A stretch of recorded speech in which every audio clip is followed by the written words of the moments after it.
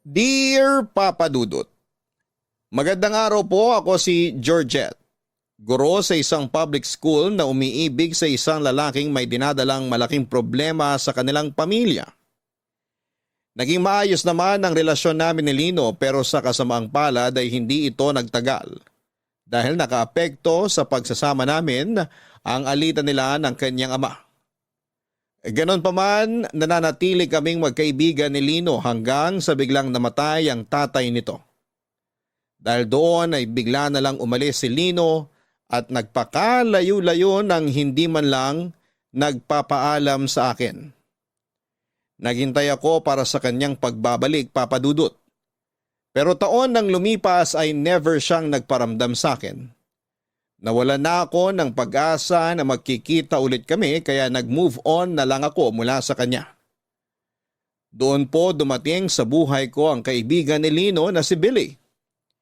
Niligawan niya ako matapos ang chance encounter namin sa isang cafe. Dahil matagal nang mag-isa ang puso ko ay sinubukan kong magmahal ulit at sinagot ko si Billy. Noong mga panahong yon ay tuluyang ko nang nakalimutan si Lino. Naging masaya naman ako sa piling ni Billy. Sa katunayan ay handa nga akong pakasalan siya kapag nag-propose siya sa akin.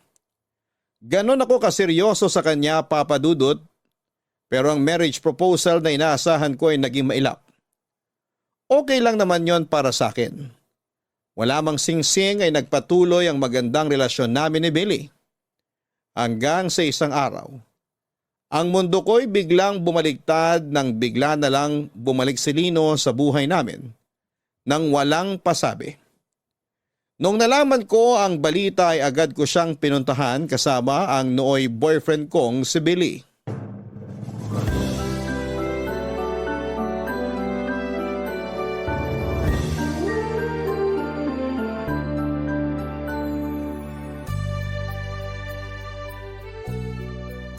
Grabe, ang laki ng pinagbago mo, Lino. Oo nga, medyo nagkalaman ka. Masarap ang pagkain sa probinsya eh. Pero alam mo, nagtatampo pa rin ako sa'yo. Sa inyong dalawa ng kuya mo. Ha? Pati kay kuya nagtatampo ka? Bakit naman? Alam pala niyang sa Tugigaraw ka nagtatago tapos hindi man lang niya sinabi sa akin. Ah, yun ba? Pasensya na. Sinabihan ko kasi siya na wag na lang muna niya ipagsabi kung nasaan ako. Tapos ikaw, hindi ka man lang nagpaalam. Nakakagigil ka. Bigla-bigla ka na lang nawala. Hindi man lang namin alam kung buhay ka pa ba o kinidnap ka na ng mga alien. Oo nga. Ang totoo niyan, hindi ko rin naman pinlano yung ginawa ko eh. Nag-long drive ako isang gabi kasi sobrang sama ng loob ko noon. Tapos naisip ko, ba't kaya hindi na lang ako umalis? Baka sakaling mawala yung nararamdaman kong sakit. Pag uwi ko, kumuha ako ng damit.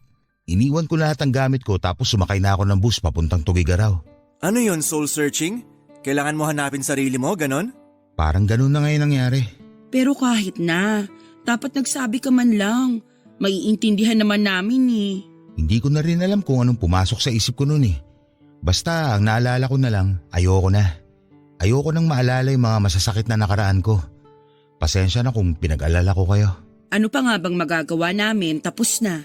Nangyari na eh. Ang mahalaga, nakabalik ka na. Salamat sa pag-iintindi. So, kumusta naman ang naging buhay mo dun sa probinsya? Maganda. Tahimik, sobra. Mababait yung mga tao doon. Tapos yung environment, ibang-iba dito sa Maynila. Sobrang peaceful doon. Parang ang gaan ng buhay, walang problema. Maganda naman pala dun eh. Bakit mo iniwan yung lugar na yun? Nandito na yung buhay ko eh. Maganda doon, oo. Pero mas komportable ako sa buhay sa syudad. Tsaka, namiss ko kayo. Wala kayang Billy doon na lagi nag-aaya ng inuman at galaan. Si Raulo ka talaga. Alam na ba to ng tropa na nagbalik ka na? Oo, nasabihan ko ng iba. Malamang alam na rin ng lahat. Di ano pang inaantay mo dyan? Inuman na ulit. Basta muna tayo sa inom. Hindi pwede, dapat... teka, may tumatawag sa akin. Sino? Sa shop. Maiwan ko muna kayong dalawa. Baka nagka-problema na naman sila sa inventory. Alam nyo naman dun, hindi sila makapagtrabaho ng matino kapag wala ako. O sige, check mo muna sila doon. Lino, sa labas muna ako ha. Sige lang.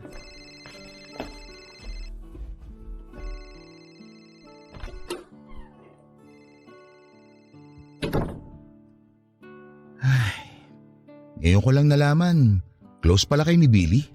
Ha? Tungkol pala dyan. Boyfriend ko na si Billy, Lino. Ha? Kailan pa? Matagal na. Mahigit 1 taon na rin kaming dalawa. 1 taon na? Hindi mo na ako nahintay? Nawala ka, Lino. Umalis ka nang walang paalam, nang walang pasabi kung kailan ka babalik. Anong hihintayin ko kung hindi naman ako sigurado kung babalik ka pa ba o hindi na? I'm sorry. 2 taon kang nawala, tapos aasahan mo open arms kitang tatanggapin pagbalik mo? Hindi ganun yun, Lino. Hindi ako rest house na pwede mong iwan ng mahabang panahon tapos babalikan mo lang kapag trip mong magbakasyon. Hindi naman ganun ang turing ko sa'yo eh. Oo, hindi nga. Pero ganun yung ginawa mo sa akin. Kaya wag mo akong sasabihan na hindi kita nahintay. Dahil matagal na panahon din akong naghintay sa'yo bago ko pinapasok si Billy sa puso ko. Naiintindihan naman kita. Nagulat lang ako na… Ano na, tara na, painom ka na, Lino. Anong sabi sa shop? Wala, napindot lang daw. Ano, Lino? Kung ayaw mong uminom, gusto nyo lumabas na lang tayo?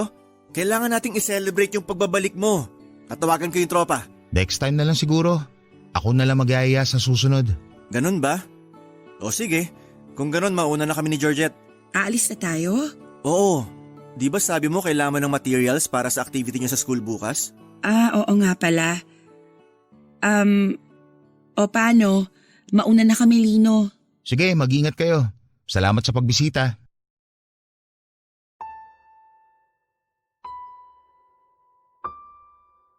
Papadudot, maayos naman ang naging pagtanggap ni Lino sa relasyon naming dalawa ni Billy. Pero kahit ganoon ay hindi niya ikinaila na medyo na-disappoint daw siya dahil hindi ko raw siya nahintay. Nangako kami sa isa't isa na maghihintayan kami pero binugo ko siya. Hindi naman siya nagalit sa ginawa ko dahil alam niyang may kasalanan din siya sa nangyari at totoo naman yon. Never siya nagparamdam o nag-update man lang sa buhay niya ng ilang taon at hindi rin naman pwedeng forever na lang akong maghintay para sa kanya. Masaya ako na naging maganda ang outcome sa ginawang paglayo ni Lino. Napakalaki ng ipinagbago nito. Sa totoo lang ay parang mas nag-glow up pa nga siya. Nadagdagan ng timbang nito. Naging maaliwalas ang mukha niya, naging masiyahin, mas open siya sa lahat. Ang kwento sa akin ni Lino ay marami siyang na-realize sa pagtira niya sa Tuguegarao. Doon ay natutunan niyang patawarin ang sarili niya. Ganon din ang mga taong nagkasala sa kanya. Mas lumawak ang pangunawa niya at napagtanto niyang marami pa siyang purpose sa buhay.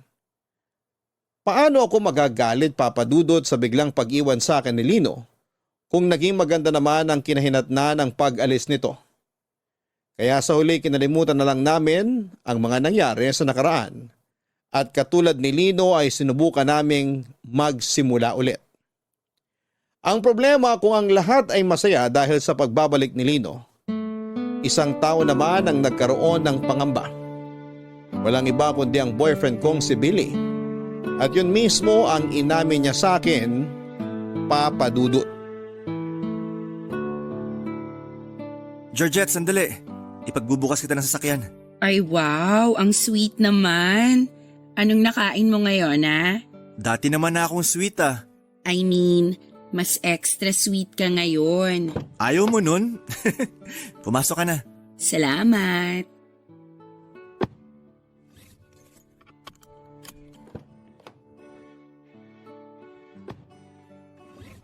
So, next stop sa mall. Ano, tara? Let's go.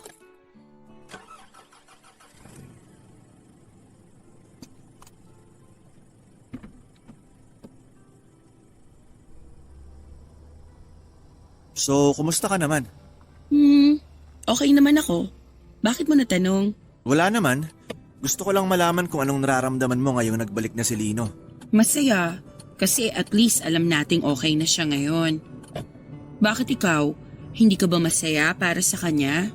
Masaya rin ako na nagbalik na siya. Pero Walang pero, masaya talaga ako. parang may something na ayaw mong sabihin eh. Ano yon? Sabihin mo na. Iniisip ko lang kung bakit siya bumalik. Kung maganda na pala yung buhay niya sa probinsya, bakit pa siya bumalik dito? Hindi ba nasagot na niya yan? Sabi niya, na-miss niya yung buhay dito sa Maynila. Kayong kabarkada niya, na-miss niya. Kami ba talaga yung sadya niya kaya siya bumalik? O baka naman ikaw? Ha? Bakit naman ako magiging sadya ni Lino? Alam naman natin pareho na may nakaraan kayong dalawa. Hindi natin maikakaila yun. O tapos, yung nangyari sa amin, tapos na yon. Katulad nga ng sinabi mo, nakaraan na yon. Hindi ko alam kung bakit issue yun sa'yo ngayon. Hindi naman siya issue sa akin. Napapaisip lang ako kung isa ka ba sa rason kaya niya iniwan yung buhay niya sa probinsya at bumalik siya rito. Hindi ko alam. Pero kung sakali mang isa ako sa mga rason kung bakit siya bumalik, may problema ba dun? Para sa akin meron. Ano? Ano namang magiging problema dun? Kasi baka ibig sabihin nun may inaasahan pa siya sa'yo. Gusto ka pa niyang balikan, ganon. Billy, hindi na mangyayari yun. Nasabi ko na kay Lino na ikaw na ang boyfriend ko ngayon. Malinaw na sa kanya na wala na siyang babalikan. Kung sakali bang hindi naging tayo, may chance ba na maging kayo ulit ngayong nagbalik na siya? Yung mga tanong mo, mga tanungan ng taong overthinker eh. Kailan ka pa naging overthinker? Simula nung na-realize ko na malaki ang chance na may kaagaw na pala ako sa'yo. Alam mo Billy, hindi mo na kailangan mag-overthink. Kasi wala na mga agaw sa akin. Kung ano mang namagitan sa amin ni Lino noon, tapos na yon. Sigurado ka ba? Oo naman. Natatakot lang naman ako na baka biglang bumalik yung feelings niyo sa isa't isa eh. Hindi na mangyayari yon kasi ikaw na yung mahal ko. Ikaw ang boyfriend ko. Salamat sa assurance. Huwag mo nang isipin yung mga bagay na yan kasi tinatakot mo lang sarili mo. Alam mo kung anong magandang gawin natin bago tayo bumili ng materials? Daan muna tayo sa resto. Kumain tayo ng dinner. Kasi kanina pa ako gutom eh. Mabuti pa nga. May alam akong masarap na resto malapit sa mall na pupuntahan natin. Go! Tara! Sa mga sumunod na linggo ay walang ibang ginawa si Lino kundi ang balikan ng mga kaibigan at kamag-anak na bigla na lang niyang iniwan. Lahat sila in-update niya tungkol sa buhay niya at humingi na rin ng pangunawa sa biglang pagkawala niya. Kabila noon ang paglabas ng magbabarkada dahil na-miss nila si Lino. At dahil nasa parehong barkada si Billy ay palagi rin ako naiimbitahan sa mga ganap nila noon. Papadudot isang bagay ang napansin ko kay Lino tuwing magkakasama sila ng barkada niya. Kahit umuulan ang alak ay hindi na umiinom pa si Lino. Kahit na anong pilit sa kanya ng mga kaibigan niya ay tuluyan na raw niyang kinalimutan ang alak. Para bang naging allergic na siya doon. Masaya na siya na nakikipagkwentuhan lang sa mga kasama niya kahit na hindi siya umiinom.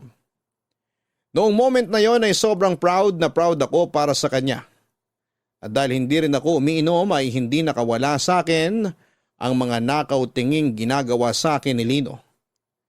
Maraming pagkakataon ko siyang nahuhuli na pasulyap-sulyap sa akin na para bang teenager na nakatingin sa kanyang crush. Nang patapos na ang inuman nila, ay isa-isa nang nagpaalam ang mga kaibigan nila Lino at Billy. Naghahanda na rin akong umuwi noong nakita ko si Lino na aligaga at para bang gusto akong lapitan. Pero dahil nasa tabi ko lang si Billy ay hindi siya makalapit sa akin. Maging ako. Gusto ko man siyang lapitan para kausapin katulad ng ginagawa namin dati ay hindi ko rin ginawa. Alam kong ibang tingin ni Billy kay Lino kaya minabuti kong lumayo na lang muna sa kanya para hindi mag-overthink si Billy. Excited man ako noon sa pagbabalik ni Lino ay kinailangan kong pigilan ang sarili ko para hindi ko masaktan si Billy nang hindi sinasadya. Sa muling pagbabalik ni Lino, dalawang bagay ang naramdaman ko, Papa Dudut. Saya at panghihinayang. Saya dahil sa wakas ay okay na siya. Wala na siyang dinadalang mabigat sa puso niya.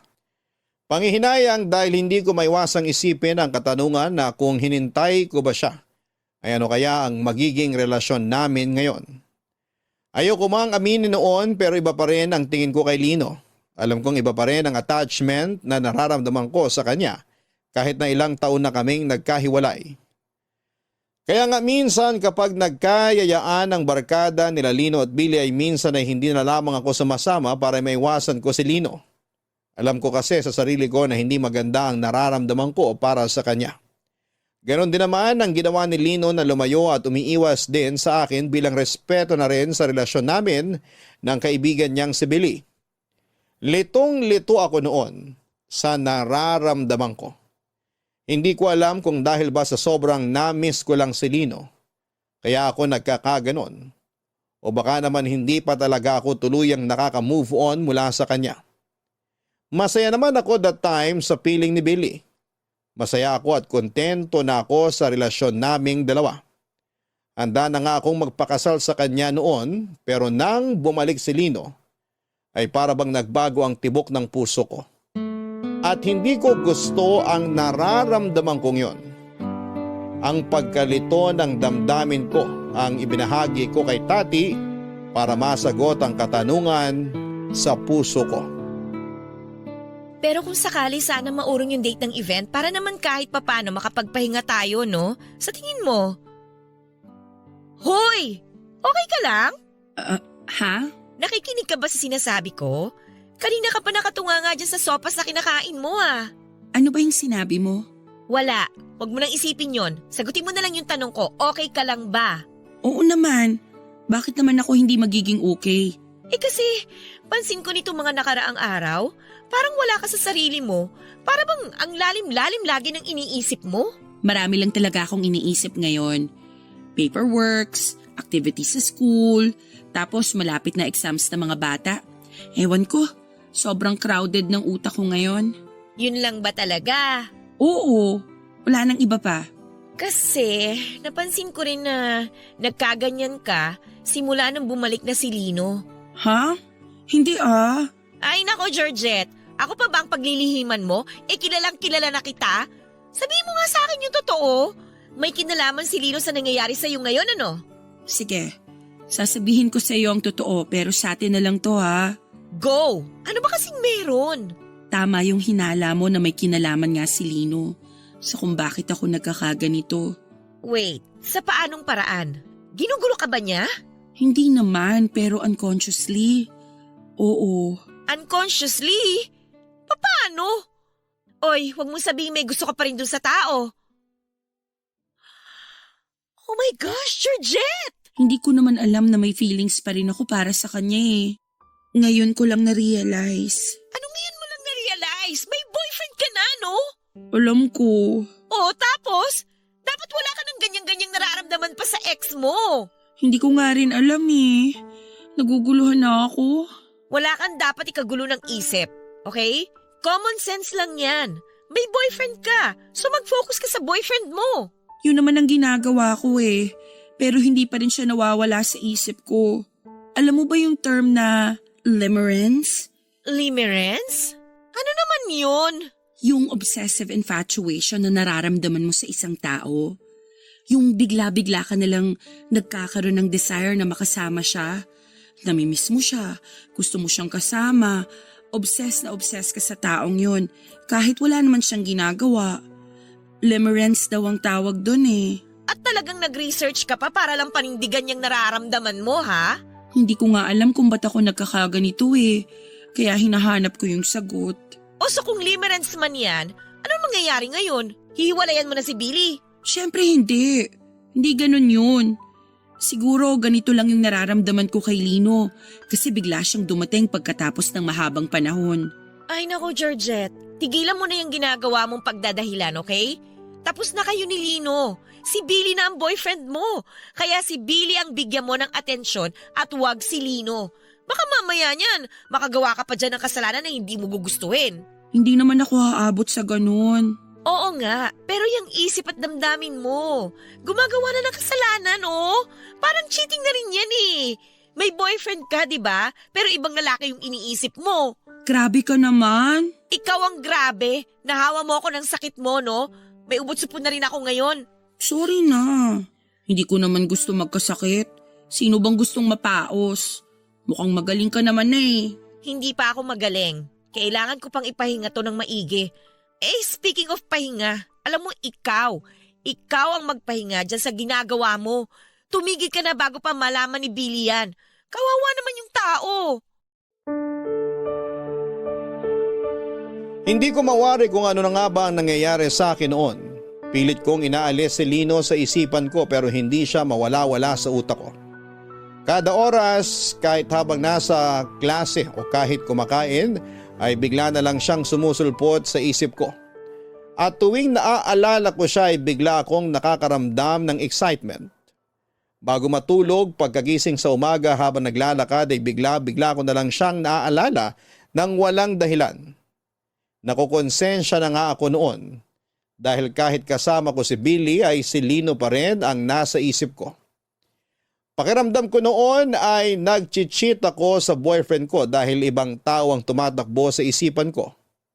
Hindi ko alam kung bakit dahil noong mga panahong yon ay hindi naman na kami gaanong nagkikita ni Lino dahil nga iniiwasan na namin ang isa't isa. Naging abala ako sa mga school activity at nag-focus ako sa relasyon namin ni Billy. Sobrang busy din noon si Billy sa pagpapatayo ng sarili niyang business sa tulong ng kanyang kuya. Naisip ng magkapatid na ibenta na ang bahay ng kanilang mga magulang. Pinaghatian nilang dalawa ang perang nakuha nila mula doon at yon ang ginamit ni Lino sa pagpapatayo ng business niya samantalang ginamit naman ni Edward ang pera para sa panganganak ng kanyang asawa. Noong nagkaroon ng soft opening ang food business ni Lino ay naimbitahan kami ni Billy na dumalo sa opening. At yun ang nagsilbing pagkikita naming muli matapos mag-iwasa ng ilang buwan. Nag-aalangan man ay nagpunta pa rin ako doon bilang suporta kay Lino. At para na rin hindi mahalata ni Billy na iniiwasan ko si Lino, Papa Dudut. Tati, salamat sa pagsama sa akin dito sa opening ng business ni Lino ha. Hindi ko na talaga alam kung kakayanin kong pumunta rito ng mag-isa. Ako dapat yung magpasalamat kasi makakakain ako ng libre. Libre mo naman to, di ba? Magbabayad pa ba tayo? Mukhang ililibre naman tayo ni Lino sa pagkain niya eh. Gaga, magbayad ka? Kaya nga inimbita tayo rito para suportahan yung business niya. Opening to, hindi food tasting, no? Ganun ba yun? Oo naman, ano ka ba? Ikaw talaga, kuripot mo rin eh, no? Teka, bakit pala nandito tayo sa sulok? Bakit hindi tayo jumoin dun sa grupo nila dun sa harap? Ay, ayoko. Dito na lang tayo. Sinabi ko naman kay Billy na sila na lang munang magsama. Total, sila naman yung barkada ni Lino. At saka idinahilan kita na wala kang kasama kaya nandito tayo ngayon sa may dulong table. Nirason mo pa talaga ako, ha? Ang galing! Galing. Bakit? Tinataguan mo ba si Lino? Eh di ba sabi mo iwasan ko siya? Yun ang ginagawa ko ngayon. Iniiwasan siya. Kung gusto mo talaga siyang iwasan, pwede namang wag ka na lang pumunta eh. Sabihin mo masama yung pakiramdam mo. Eh di parehong nagduda si Lino tsaka si Billy. Okay na yung ganito, hindi masyadong obvious. Ikaw talaga? Gumagawa ka ng sarili mo ikakapahamak eh. Hindi ko naman ginusto tong nararamdaman ko eh. Sige nga, sabihin mo sa akin, paano mo uutusan yung feelings mo na wag nang makaramdam para sa isang tao? Bigyan mo ng maayos na logic. Sabihan mo yung utak mo na mali ang ginagawa mo. Sa tingin mo, hindi ko ginagawa yan? Araw-araw kong nire-remind ang sarili ko na mali tong ginagawa ko, na lagi kong iniisip si Lino kahit hindi naman na dapat. Alam ko na kung ano yung problema. Hindi ikaw eh. Hindi ang isip mo. Hindi ang puso mo. Eh ano? Eh di ba bigla siyang nawala nung nagpaplano kayong magkabalikan sana kung sakali mang maayos nyo na yung sarili-sarili nyong problema? Yun yung bago namatay yung tatay ni Lino. Kaso hindi natuloy kasi nga bigla siyang nag-far away. Oo. O tapos ngayon, bumalik siya na parang walang nangyari. Oo nga, alam ko na yung mga yan. So ano yung dahilan kung bakit ako nagkakaganito? Kasi wala kayong closure. Kumbaga sa libro, bukas pa yung storya niyong dalawa. Hindi pa natatapos, wala pang ending. Hindi pa naisasara yung libro ninyong dalawa. Parang open ending yung kwento namin, ganon? Tumpak! At At dahil open ending ang story niyong dalawa, kung ano-ano ngayon ang tumatakbo dyan sa isip mo. Kaya hindi mo maalis-alis si Lino dyan sa utak mo. Mukhang tama ka nga. Baka ganun nga yung nangyayari sa akin ngayon. Mukhang kailangan ko nga talaga ng closure. Oh, ano pang hinihintay mo? Nandyan na si Lino, oh. Kausapin mo na para magkaroon kayo ng closure. Sandali lang. Hindi ko pa alam kung anong sasabihin ko. Wala ka namang ibang sasabihin, kundi tapusin yung ugnayan yung dalawa eh. Sabihin mo sa kanya na isasara mo na yung storya nyo, na wala ng sequel, wala ng part 2, ending na talaga. Sige, gagawin ko yung sinabi mo. Pero kailangan ko munang mag-ipon ng tapang. Kailangan ko munang ayusin tong pag-iisip ko bago kami mag-usap. Ay naku, bala ka nga. Ang maganda niyan, para mas malinawan yung utak mo, kailangan na nating kumain. Nasaan na ba yung order natin? Gusto ko na matikman yung pansit ni Lino eh. Teka nga, follow up ko lang ha. Mabuti pa nga. Gutom na rin ako eh.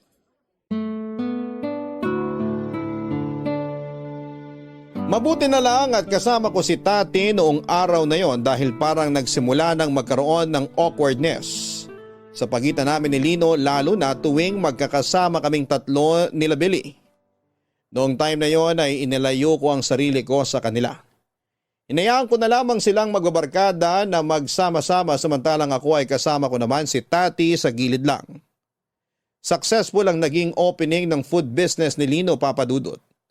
Marami ang sumuporta sa kanyang kaibigan kaya naman dinumog ng tao ang soft opening ng kanyang kainan. Isa sa mga naging mabili ay ang specialty nitong pansit batil patong na sikat palang pagkain sa Tugigaraw. Naisip ni Lino na dalhin ang recipe na yon sa Maynila dahil tiyak siyang kakagatin daw ito ng masa at gano'n na nga ang nangyari. Inaluan niya ng modern fusion ng naturang pagkain para maging in, hindi lang sa masa kundi pati na rin sa mga kabataan. Maliban sa pansit ay kasama rin sa menu ang ilang sikat na pagkaing Pinoy na hinaluan ng twist. Pinagsama niya ang Filipino cuisine at iba pang kultura mula sa iba't ibang Asian countries para makabuo ng bagong pagkain. Yun daw ang inaral ni Lino habang nasa Tugigaraw siya ng ilang taon. Matapos ang nangyaring opening ay nagpaiwan ng mga barkada ni Lino para sa maliit na salo-salo bilang selebrasyon na rin sa matagumpay nitong opening. Katulad ng inaasahan ay nagkaroon na naman ng inuman. Dahil kasama ko naman si Tati noong time na yon, ay nagstay din ako at nakisama sa kasiyahan. Ang hindi ko inaasahan ay yun na pala, ang gabing pinakahihintay ko. Ang gabi kung kailan magpo-propose na sa akin si Billy. Nagulat ako sa marriage proposal na ginawa ni Billy Papadudot. Masaya noong nagkwekwentuhan ng lahat, may ilang nagkakantahan sa videoke at ilang naman ay abala sa pag-inom noong biglang inagaw ni Billy ang mic mula sa kumakanta at nagsalita sa harapan naming lahat. Nagkaroon siya ng maikling speech tungkol sa kung gaano niya ako kamahal. Medyo awkward nga dahil nandun si Lino na nakikinig habang ikinikwento ni Billy sa lahat kung paano nabuo ang love story naming dalawa. Pagkatapos noon ay isang singsingan nilabas nito mula sa kanyang bulsa at lumuhod sa harapan ko. Doon na niya tinanong kung gusto ko raw ba siyang pakasalan. Naghiyawan ang lahat at kinilig sa eksenang nakita nila. Dala ng pressure ay napasagot ako ng oo sa proposal ni Billy. Habang magkayakap ay hindi ko naiwasang mapatingin kay Lino. Habang nagpapalakpakan ng lahat ay nakita ko siyang nakatayo lang sa gilid. Pumapalakpak siya para sa amin pero kita ko sa mga mata niya ang lungkot kahit na nakangiti ang mga labi nito. Nung humupa na ang excitement ng lahat ay bumalik ang bawat isa sa dati nilang ginagawa. Sunod-sunod ang congratulatory greetings na natatanggap namin ni Billy. Nung nagkaroon ako ng time na kumawala ay nagpaalam ako kay Billy para kausapin si Lino at pumayag naman siya. Naisip ko na tama nga ang mga sinabi ni Tati. Kailangan lang namin siguro ni Lino ng closure para makalaya na kami mula sa isa't isa at yun ang ginawa ko ng gabing yon.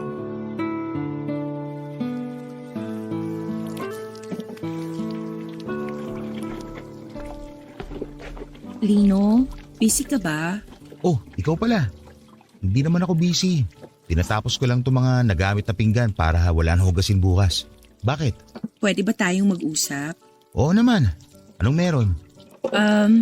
Hindi ko alam kung dapat pa ba natin tong ungkatin pero gusto ko sanang pag-usapan natin yung nangyari sa atin noon. Anong ibig mo sabihin? Yung past natin. May dapat pa ba tayong pag-usapan tungkol doon? Ang awkward naman nito.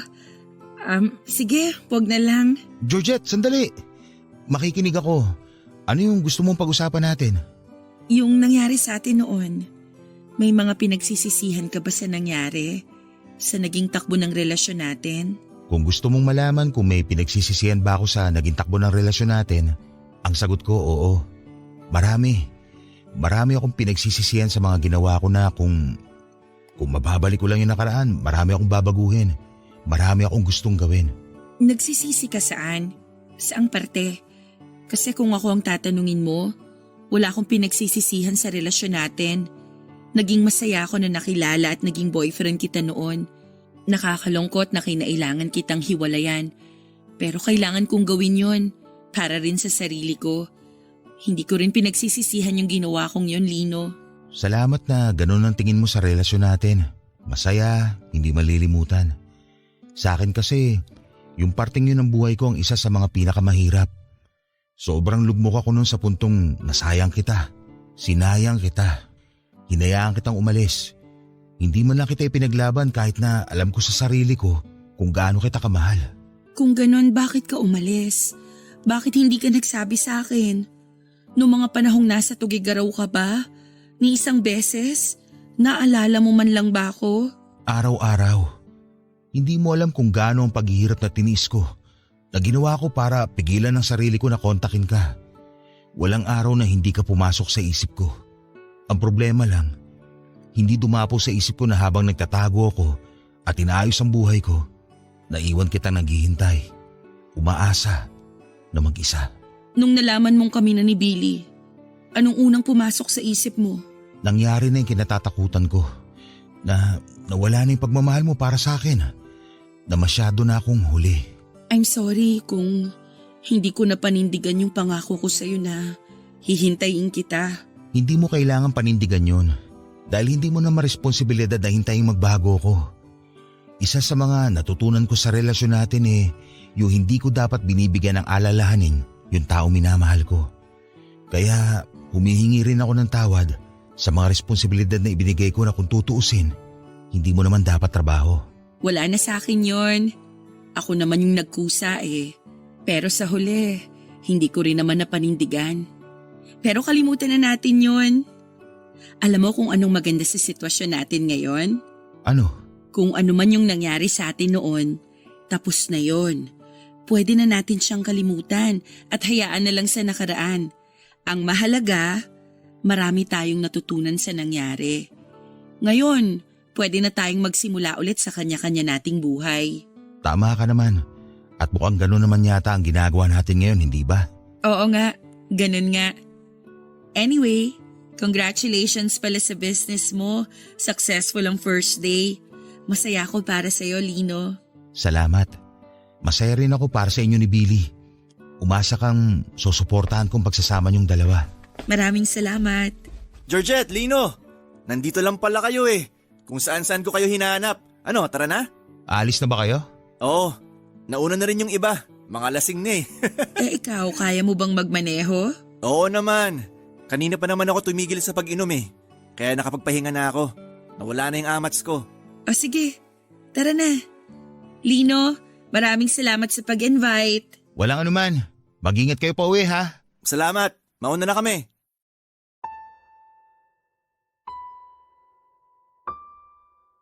Papadudot, akala ko matatapos na ang nararamdaman ko kapag nagkausap na kami ng masinsina ni Lino. Pero sa naganap na pag-uusap namin, sa halip na closure ang matanggap ko, ay mas lalo pang gumulo ang nararamdaman ko. Bigla na lang nagkaroon ng pagdadalawang isip ang puso ko. Kung noon ay willing at ready na akong pakasalan si Billy, noong time na yon ay para bang nagkaroon ako ng pag-aalinlangan. Ang kagustuhan ko noong pakasalan si Billy ay bigla na lang nabawasan dahil hindi ko mabitaw-bitawan si Lino. Alam kong mali ang nararamdaman ko kaya pilit kong inalis sa isipan ko si Lino. Tuwing nagkakaroon ng imbitasyon mula sa kanya ay hinahayaan ko na lamang si Billy na magpuntang mag-isa sa kanila para hindi ko na ulit siya makita pa. Lagi na lang akong nagrarason na busy ako sa trabaho kaya hindi ako nakakasama sa mga ganap nila. Nakakainis dahil ang tagal kong hinintay na mag-propose sa akin si Billy. Sobrang excited na ako noong pagplanuhan ang pag-iisang dibdib namin pero kung kailan nangyari na nga. Ang inaasahan ko ay saka naman ako nag-alangan. Deep inside, may nararamdaman ako sa puso ko na hindi tama. Ganon pa man ay nagpatuloy ang preparasyon namin ni Billy para sa kasal namin kahit na alam kong sa loob-loob ko. Ay nag-iisip na ako kung tama ba itong pipiliin kong landas o nasa maling direksyon ba ako, Papa Dudut.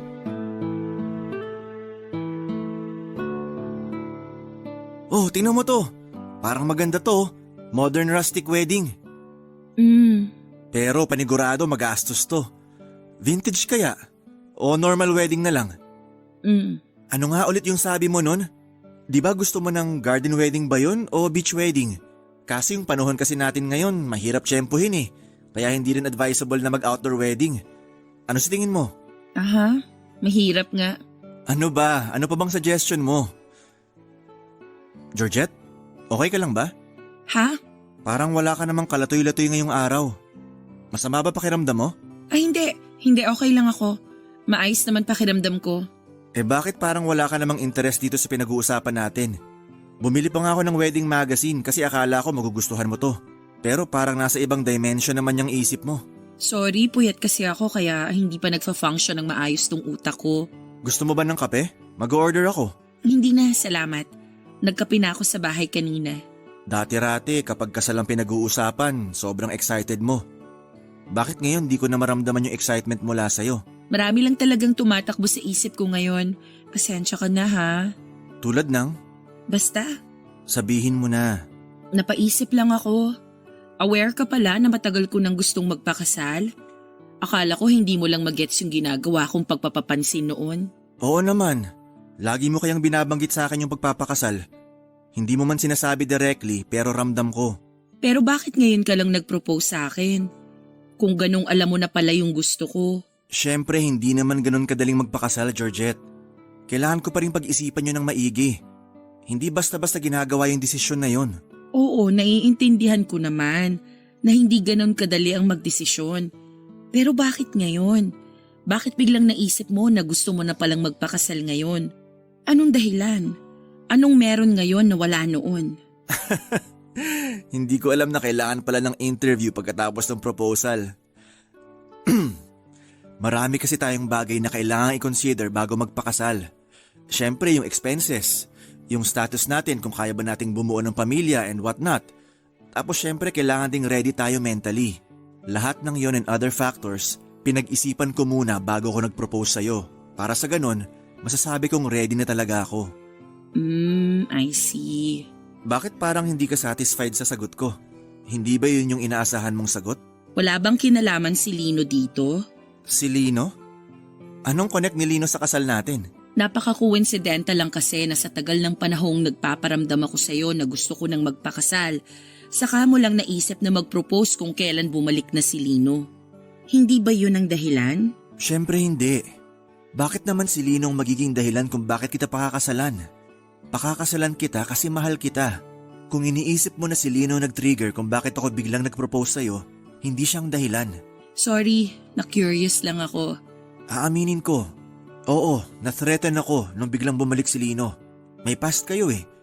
Natural lang naman siguro na makaramdam ako ng ganon. Lalo na't siya yung dahilan kung bakit natagalan ka rin na sagutin ako noon. Ngayong bumalik na siya, nagkaroon ako ng takot na baka may nararamdaman ka pa rin para sa kanya. Pero hindi yun ang dahilan ng naging proposal ko sa'yo. Nag-propose ako sa'yo dahil gusto kitang mapangasawa, Georgette. Huwag kang mag-alala. Wala na akong nararamdaman para kay Lino. Huwag mo na siyang ituring na threat dahil matagal nang tapos yung sa amin. Tsaka nag-yes ako, 'di ba? Ibig sabihin, ikaw ang gusto kong makasama. Ikaw ang gusto kong pakasalan. Ganun naman pala eh. Ano pang hinihintay natin? Planuhin na natin tong kasal natin. Akin na nga yan. Patingin yung sinasabi mong rustic wedding kung maganda. Eto. Maganda siya. Simple pero elegante. Tingnan mo. Alam ko sa sarili ko nang lahat ng lumabas mula sa bibig ko noong araw na yon ay pawang kasinungalingan lamang.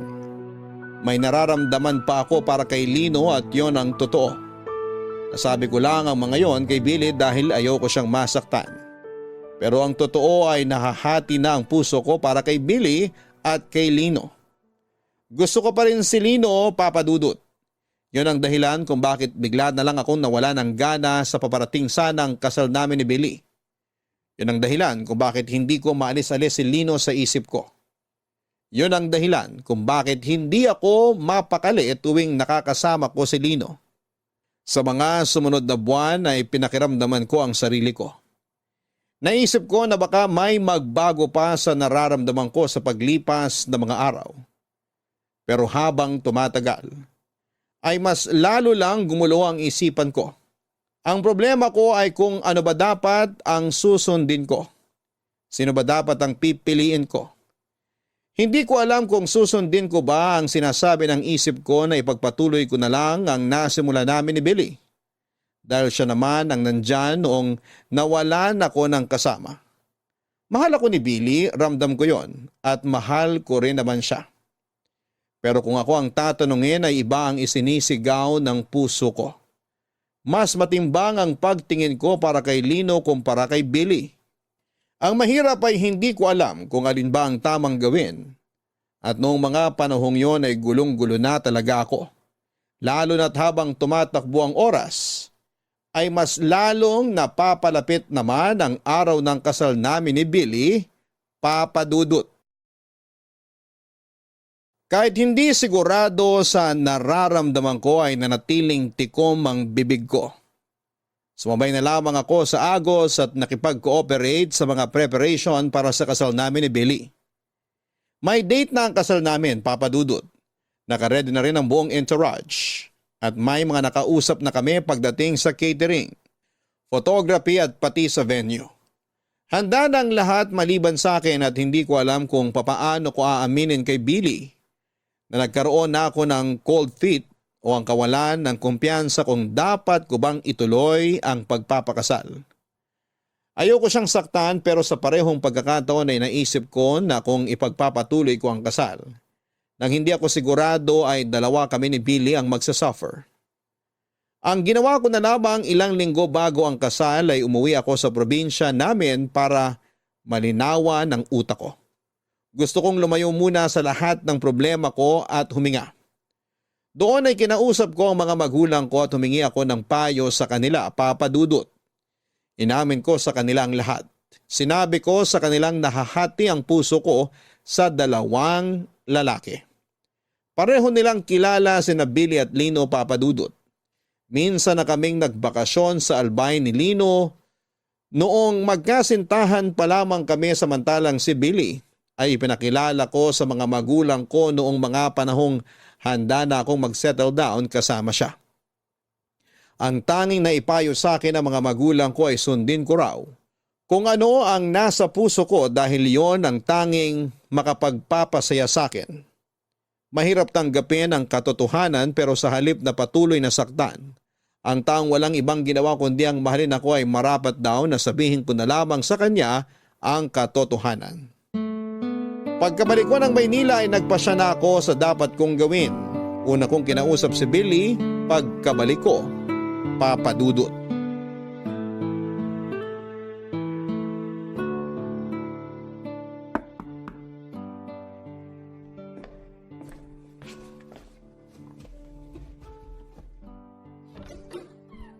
Oh, Georgette, nakauwi ka na pala? Kailan pa? Kahapon pa ako nakabalik. Kahapon pa? Bakit hindi mo man lang ako sinabihan?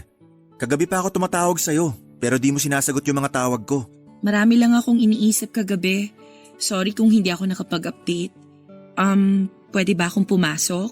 Oo, pumasok ka. Halika.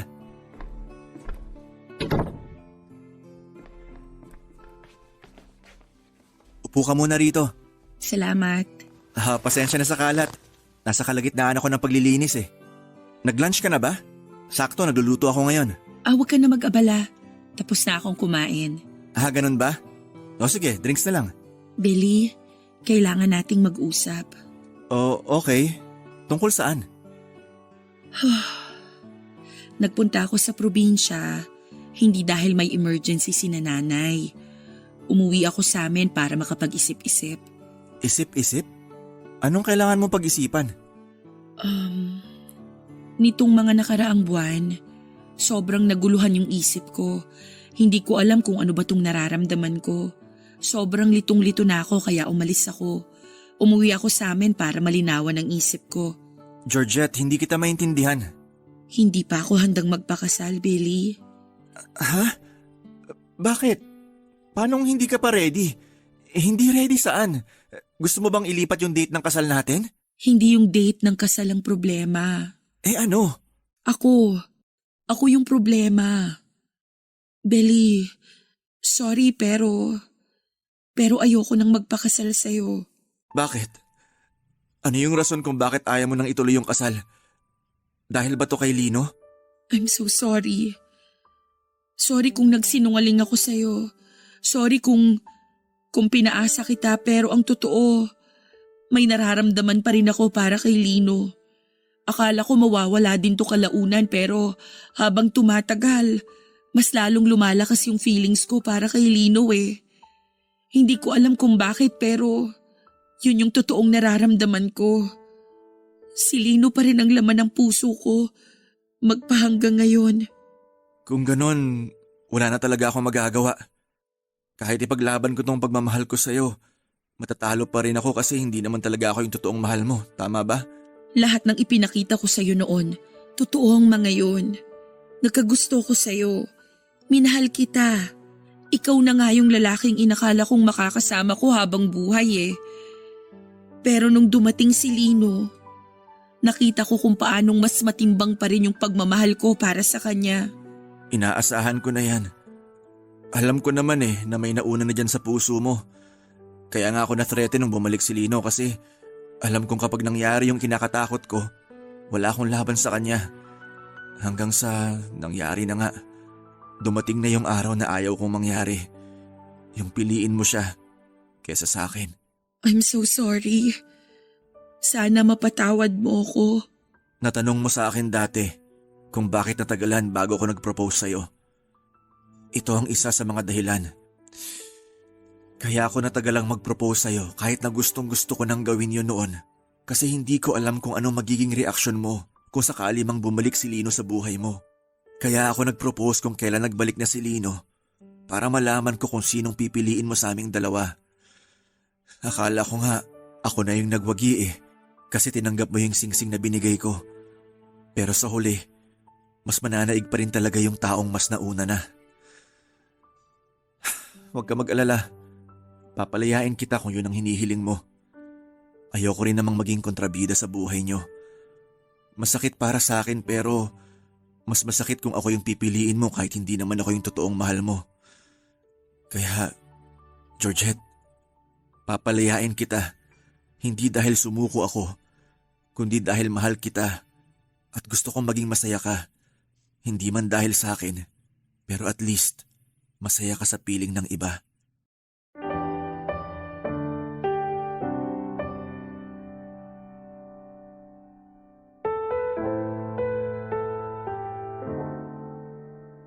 Isa na siguro sa pag-uusap namin yon ni Billy sa mga pinakamasakit na ginawa ko sa buong buhay ko. Napakabigat sa dibdib na harap-harapan kong winasak ang puso niya. Mahirap man pero yon ang nararapat kong gawin dahil noong mga panahong yon ay unti-unti nang nawawala ang intimacy na nararamdaman ko para sa kanya. Marahil ay maraming magagalit sa naging desisyon ko. Pero kung mauulit man ang araw na yon ay gagawin ko pa rin ito. Kahit na mahirap dahil yon ang nararapat. Wala nang ibang nagawa si Billy kundi ang tanggapin ang katotohanan Nagulat ang lahat noong nalaman nila ang balitang hindi na matutuloy ang kasal. Isa-isa naming tinawagan ang mga kinontrata namin para i-cancel na ang mga reservation na ginawa namin.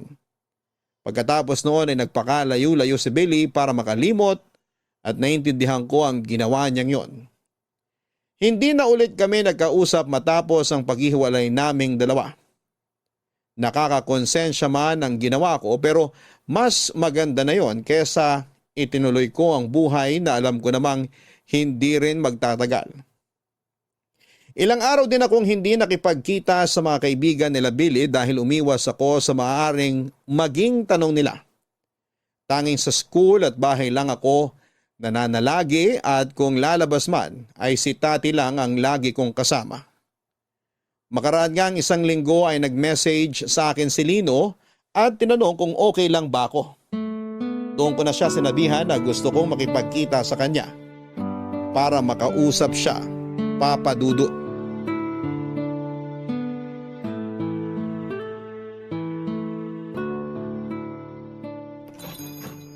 Good morning!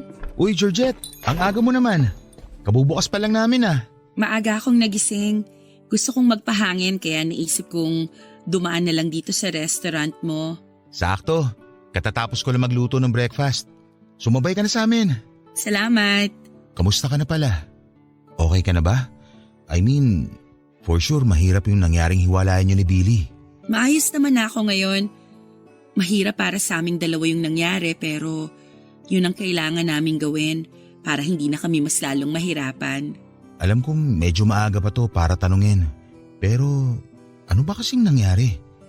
Pwede ko bang malaman yung dahilan kung bakit kayo naghiwalay? May nangyari ba? Hindi mo ba talaga alam kung bakit? Hindi. Nakausap ko si Billy pero wala siyang ibang sinabi sa akin. Kundi ako na raw ang bahala sa'yo. Alagaan daw kita. Lino, ikaw ang dahilan kung bakit ako nakipaghiwalay kay Billy. Ako? Hindi kita maintindihan. Simula noon hanggang ngayon, kahit lumayo ka pa, kahit matagal na tayong nagkahiwalay, ikaw pa rin talaga yung nasa puso ko eh. Ikaw pa rin yung gusto ko. Teka, akala ko ba tapos na tayo? Akala ko ba kailangan na natin kalimutan yung nangyari sa atin? Hindi ba sinabi mo na iwanan na lang natin sa nakaraan yun na magitan sa atin? Oo, alam ko.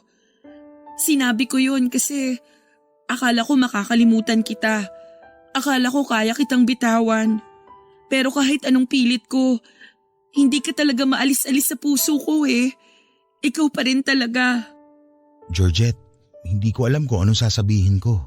Sabihin mo sa akin kung anong nararamdaman mo. Sabihin mo sa akin na tama yung desisyong ginawa ko. Hindi ko masasabi na tama yung ginawa mo, pero handa ko na saluhin ka. Handa ko na magsimula ulit kasama ka dahil yun din naman ang gusto kong mangyari. Kung ano man yung nararamdaman mo ngayon, ganun din ako, Georgette. Hanggang ngayon, ikaw pa rin ang gusto ko kahit na may iba ka ng minahal.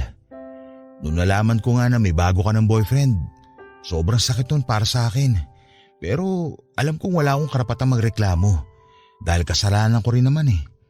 Iniwan kita at kung ano man yung mga bagay na ginawa mo nung wala ako, hindi ko pwedeng isisi sa'yo yun kasi ako yung nagkamali. Kaya ngayon masaya ako na malaman na ako pa rin pala yung gusto mong makasama at nagpapasalamat ako dun. Salamat. Sobrang lakas ng kabog ng dibdib ko ngayon kung alam mo lang. Ready naman ako eh kung sakaling nagbago na yung pagtingin mo sa akin. Kung hindi na ako yung gusto mo, tatanggapin ko yun pero mabuti na lang. Mabuti na lang talaga. Magsimula ulit tayo. Kalimutan na natin yung nakaraan. Gumawa ulit tayo ng bagong alaala para matabunan yung mga nangyari noon. Oo, gusto ko yan. Simulan na natin ngayon. Hi, ako pala si Lino, restaurant owner. Ulila na sa magulang pero heto't nagpapakatatag at nagsusumika para maging mabuting tao. Wala nang excess baggage, wala nang past trauma, wala nang issue sa buhay. Ako naman si Georgette, isang public school teacher na maraming nagawang maling desisyon sa nakaraan pero natuto at patuloy pa ring natututo para katulad mo maging mabuti ring tao. Nice to meet you, Lino. Nice to meet you too, Georgette. So, pwede na ba manligaw? Ligaw na agad? Pwede bang mag-breakfast muna? Oo nga pala. Halika na. Nakahanda na yung almusal sa kusina. Makakatikim na ba ako nung pansit ngayon? Lagi kasing sold out eh. Mamaya pa yun, pero sige. Ipagluluto kita ng special pansit patil patong ko. Hindi kami kaagad nagkabalikan ni Lino bilang respeto na rin kay Billy. Nagstay kami bilang magkaibigan ni Lino ng ilang buwan para malinawan ang puso't isipan namin bago kami magsimula ulit. Muli nang ligaw sa akin si Lino at sinagot ko siya.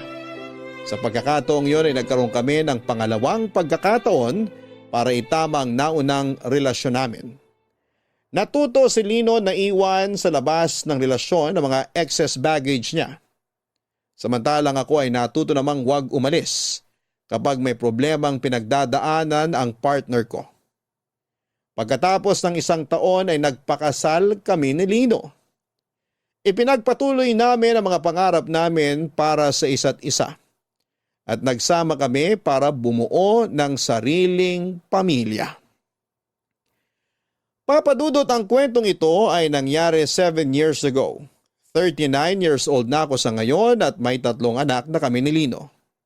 Sa kabilang banda, hindi naman nasira ang pagkakaibigan nila Lino at Billy dahil sa nangyari. After makamove on ay nagpatuloy ang friendship nilang dalawa. Sa katunayan, may sarili na ring pamilya si Billy ngayon kasama ang asawa niya na nakilala niya noong nagpakalayo-layo siya. Si Tati naman ay tumigil na sa pagtuturo matapos mag-boom ang business nito kung saan ay nagbebenta siya ng beauty products. Samantala, ang pamilya naman ng kuya ni Lino na si Edward ay nakatira ngayon sa Canada. Papadudot, ito po ang kwento naming dalawa ni Lino. Marami kaming pinagdaanan, muntik na kaming mapunta sa maling direksyon. Pero tunay nga siguro na kung kayo ang tinadhana ay kayo talaga ang magsasama sa dulo. Maraming salamat po sa pagbabahagi ng aming kwento. At maraming salamat po sa lahat ng kabarangay na sumubaybay hanggang sa dulo. Mabuhay po kayong lahat and more power sa inyong programa. Ang inyong forever kapuso at kabarangay, Georgette. Minsan, second chance lang ang kailangan natin para ipagpatuloy ang naudlot na samahan na kinailangang itigil dahil hindi pa tayo handa sa naunang pagkakataon na ibinigay sa atin. Maraming salamat, Georgette, sa iyong kwento. Ang mahalaga ay pareho kayo nagbago ni Lino at patuloy kayong natututo mula sa mga pagkakamaling inyong naranasan sa nakaraan at mga pagsubok na inyong pinagdadaanan. Hanggang sa muli, ako po ang inyong si Papa Dudut sa mga kwento ng pag-ibig, buhay at pag-asa. Sa Barangay Love Stories number 1. Dear Papa Dudut, mahirap ang maiwan lalo na kung wala ng planong bumalik pa ang taong nang iwan sa'yo. Ganyan po ang nangyari sa akin nung bigla na lamang umalis ang taong minamahal ko nang walang paalam. Ako po si Georgette, isang guro na umiibig kay Lino. Isang binatang hindi ko inakalang meron palang malalang family issues. Namatay ang nanay niya sa suicide at simula noon ay hindi na sila nagkaroon ng maayos na relasyon ng kanyang ama. Yun ang dahilan kung bakit nalulong si Lino sa pag-inom ng alak.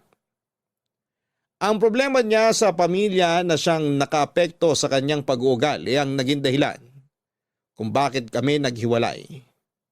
Ganon pa man ay nananatili ang pagkakaibigan naming dalawa ni Lino.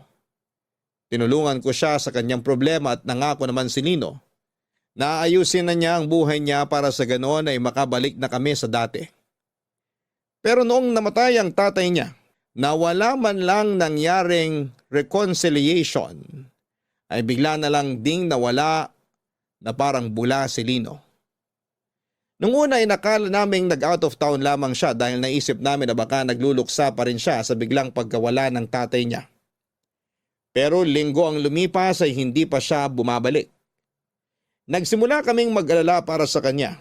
Nag-file kami ng report sa mga pulis at nag-post din kami sa Facebook para mahanap ang kinakaroonan niya. Pero ang lahat ng efforts namin yon ay walang kinalabasan dahil hindi rin namin nahanap si Lino. Puno man ang pag-aalala, ay wala na akong ibang nagawa noon, kundi ang mag-antay at umasa na lamang sa pagbabalik niya.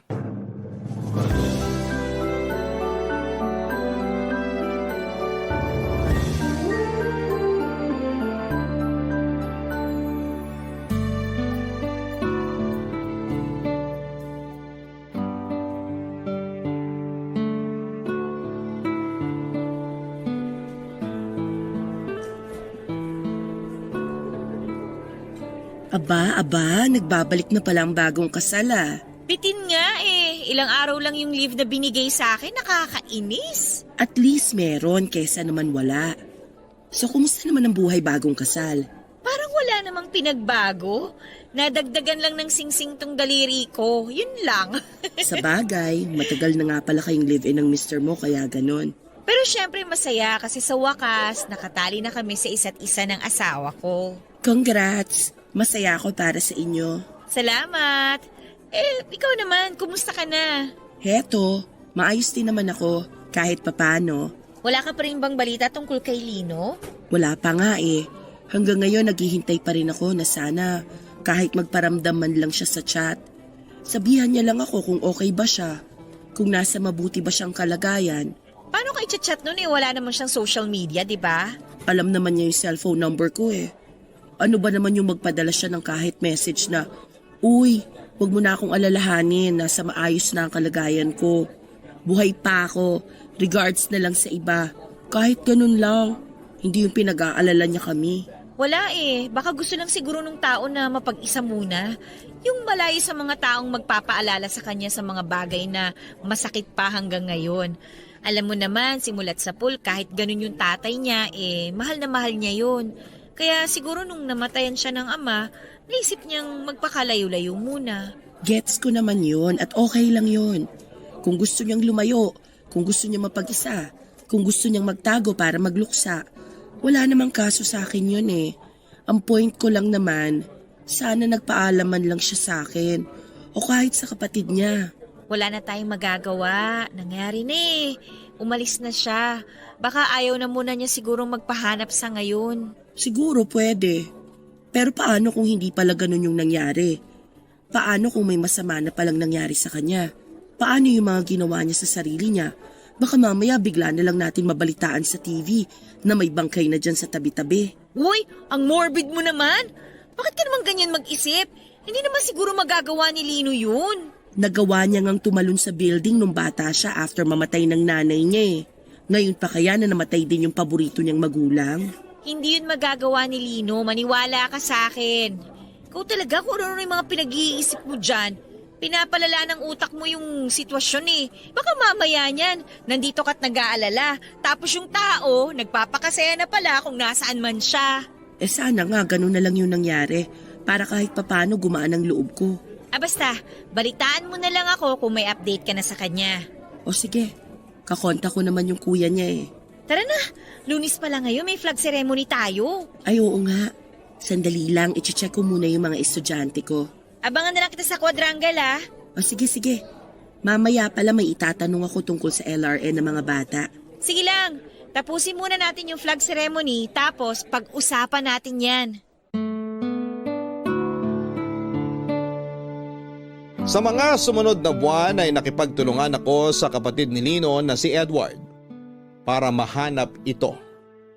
Pinuntahan namin ang mga kaibigan at katrabaho nito sa pagbabaka sakaling kinontak sila ni Lino sa mga nagdaang araw pero sa kasamaang palad. Ni isa sa kanila ay wala ring alam kung nasaan si Lino noong mga panahong yon. Patuloy din noon ang pakikipag-ugnayan namin sa mga otoridad para mahanap si Lino. Pero maging sila ay hirap makahanap ng lead. Kahit unreachable ay lagi ko siyang tinatawagan sa number niya. Halos araw-araw rin akong nagpo-post noon ng picture ni Lino sa Facebook. Umaasa na may nakakita sa kanya at magsabi kung saan ang kinakaroonan niya. Hanggang sa isang araw ay isang babae ang kumontak sa akin sa Facebook. Isang picture ang pinadala niya sa akin. Picture yon ng lalaking palaboy-laboy sa Batangas. Nabuhayan ako ng loob. Dahil kamukhang-kamukha ni Lino ang nasa litrato, Papa Dudut. Noong nalaman ni Edward ang tungkol sa message ay agad kaming nagpunta sa Batangas para hanapin ang babaeng nakakita kay Lino. Pinuntahan namin ang palaboy na nakapwesto noon sa isang public market. Pero noong nakita na namin ito ng personal ay hindi siya si Lino. Bagkos ay kahawig lamang niya ito. Dumaan pa ang mga buwan ay unti-unti na kami noong nawawala ng pag-asa na mahanap pa si Lino. Ang last resort lang na tanging naisip ni Edward ay ang magpunta sa Tuguegarao na siyang probinsya ng kanilang ina para doon i-check si Lino, Papa Dudut. Ano palang sadya mo? Bakit ka na pa rito? Galing ako sa bahay nila tati. Since malapit ka lang naman, naisip kong dumaan. Bakit parang pause ka pa rin hanggang ngayon? Ang tagal na niya na. Oo nga eh. Medyo kinakabahan nga ako sa totoo lang. Kaya pina-check up ko na. Ano raw ang sabi? Sa stress daw. Kaya ang bilis bumagsak ng immune system ko. Kaya lagi akong may ubo at inaatake ng allergy ko. Kakaisip mo siguro kay Lino yan. Siguro nga. Ang totoo. Kaya rin ako napadaan kasi makikibalita sana ako sa'yo. Ay, wala pa siyang paramdam eh. Cannot be reached pa rin yung phone niya. Ganun ba? Mag-aapat na buwan na siyang nawawala. Hindi ka ba nag-aalala? Siyempre nag-aalala ako para sa kapatid ko. Pero anong magagawa ng pag-aalala natin? Wala naman tayong lead. Pati nga mga pulis, hindi rin alam kung paano siya hahanapin eh. Eh yung mga kaibigan kaya niya, wala rin silang balita? Wala rin siguro.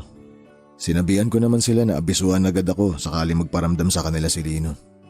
Ay, naku Lino, nasaang lupalop ka na ba ng mundo? Next week pupunta ako ng Tuguegarao. Susubukan ko siyang hanapin doon. Hindi ba sabi ng mga kamag-anak ninyo na nandun, wala naman dun si Lino? Oo, yun ang sabi nila. Pero malay natin, baka hindi lang din nagpapakita si Lino sa kanila. Kaya hindi sila aware na nandun pala siya. Oo nga no. Yun na lang kasi yung naiisip kong lugar na pwedeng puntahan ni Lino eh. Paano kung wala talaga siya dun? Kung wala siya dun, hindi ko na alam. Baka siguro, tanggapin ko na lang na ayaw na talaga niya magpakita sa atin. Ano ba kasing pumasok sa isip ng taong yun? Bakit bigla siyang nag-alsabalutan? Nakakainis? Masyado niya sigurong dinamdam yung pagkawala ni Papa. Ganun yun eh. Masyado siyang sensitive. Sa aming dalawa siya yung pinaka-emosyonal. Pareho sila ni Mama. Mas nananaig yung damdamin kesa sa pag-iisip. Napansin ko nga kung gaano katigas yung puso ng papa niyo pagdating sa kanya. Ganon naman kalambot ang puso ni Lino. Ang problema kasi niya, madali siyang mapanghinaan ng loob. Yung tipong kahit hindi naman siya yung kaaway pero kapag may mahal siya sa buhay na nag-aaway, maging siya nasasaktan. Kaya nga naiintindihan ko yung ginawa niya noon eh. Nagawa niya lang na magsumbong sa mama namin kasi nasasaktan siya na nagloloko pala si Papa. Pero nakwento niya sa akin na nagalit ka rin sa kanya noon. Oo, may time na sinisi ko siya. Bata pa ako noon eh. Hindi pa ako ganun ka-mature mag-isip. Nawalan din ako ng ina eh kaya naghanap ako ng masisisi. Si Lino yung sinisi ni Papa kaya si Lino na rin yung sinisi ko. Hindi ko ma-imagine kung anong nararamdaman ni Lino noong mga panahong yon. Nawala na siya ng nanay, galit pa sa kanya yung tatay at kapatid niya. Isa yon sa mga pinagsisisihan ko. Kaya siguro naging ganun siya kasi nawalan siya ng kakampi. Yung kaisa-isang kapatid niya na dapat matatakbuhan niya, nagalit din sa kanya. Pero bumawi ka naman eh. Nakita ko naman na hanggang ngayon, isa ka sa mga hinahangaan ng kapatid mo. Nakabawi nga ako pero huli na. Naisip ko nga, kung sana hindi ko tinalikuran si Lino nung bata pa kami, baka siguro hindi ganito yung klase ng buhay niya eh. Wala na tayong magagawa sa nangyari na. Kahit naman malaman mo ang sagot yan, wala pa ring magbabago eh. Ang gawin na lang natin ngayon, hanapin si Lino para masiguro nating nasa mabuting kalagayan siya. Yan na nga mismo ang ginagawa ko. Nakalive na ako sa trabaho ngayon. Sana nga, tama yung hinala ko na nasa Tuguegarao siya. Sana nga, Balitaan mo na lang ako. Oo naman, babalitaan kita agad. Mauna na ako. O paano? Mag-iingat ka pa uwi ah. Salamat.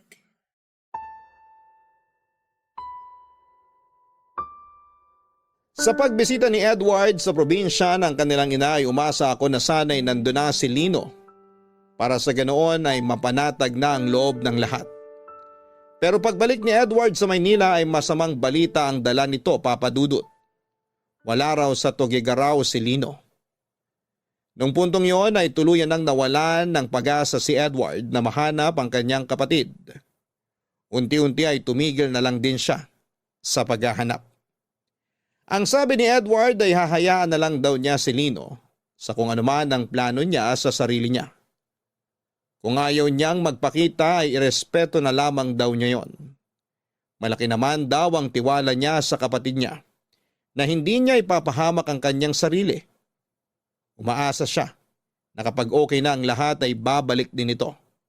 Hindi ko alam kung bakit gano'n na lamang kadali para sa kuya ni Lino na tanggapin ang lahat samantalang ako ay araw-araw na nag-aalala para sa kapatid niya. Kung si Edward ay nag-give up kaagad, ako naman ay hindi sumuko sa paghahanap kay Lino. Lagi ako nag-check ng phone at update sa Facebook sa pagbabaka sakaling may balita na tungkol sa kanya. Naisip ko na kailangan lang siguro niya ng oras para hanapin ang sarili niya.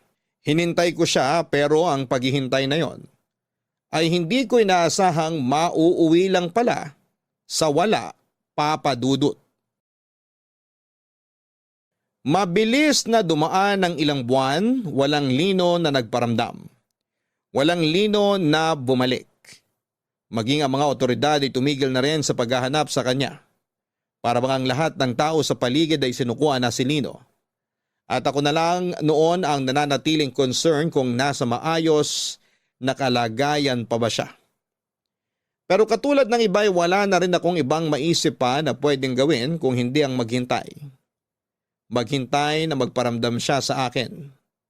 Maghintay na mag-message sa akin sa Facebook at sabihing nakita nila si Lino. Maghintay sa kanyang pagbabalik. Gabi-gabi ay binabalikan ko ang mga naging pag-uusap namin sa chat. Nagbabaka sakali ako na baka may napag-usapan kaming lugar doon na magsilbing clue kung nasaan siya noong time na yon, Papa Dudut. Mabilis na natabunan ng issue ng pagkawala ni Lino hanggang sa unti-unti na lamang na mag-move on ang mga tao mula sa kanya. Masakit para sa akin na ganon na lamang siya kinalimutan ng mga taong malalapit sa kanya. Pero naiintindihan ko rin naman sila dahil alam kong bawat isa sa amin ay may sariling buhay na kailangang ipagpatuloy. Sa totoo lang ay medyo nagtatampo nga ako noon kay Lino dahil hindi man lang niya naisip na magpaalam. Pakiramdam ko ay parang wala lang ako sa kanya. Hindi niya naisip na maaari akong mag-alala kapag bigla na lamang siyang nawala. Parang binaliwala na lamang niya ako pati na rin ang mga pinagsamahan naming dalawa. Hanggang sa dumating ang araw na maging ako ay tinanggap na lamang din na hindi na babalik si Lino.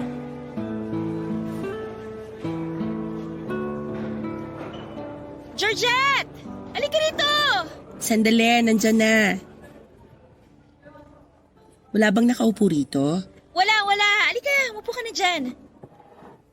Ngayon ka lang magbe-break? Patapos na ang recess ah. Tinapos ko yung report ko. Hinahanap na ni principal eh. Anong report?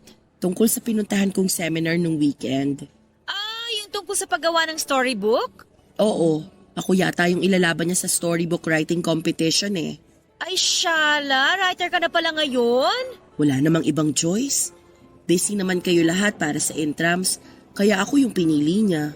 Pero last week pa yung seminar na pinuntahan mo, di ba? Bakit ngayon ka lang gumawa ng report? Nalimutan ko, nasa iba yung focus eh. Alam mo, nakakaapekto na talaga sa trabaho mo yung pag-iisip kay Lino, ha? Masama bang mag-alala sa kanya? Kaibigan mo rin siya. Hindi ka ba nag-aalala? Nung una, nag-aalala ako. Pero matanda na yun eh. Alam na niya yung ginagawa niya.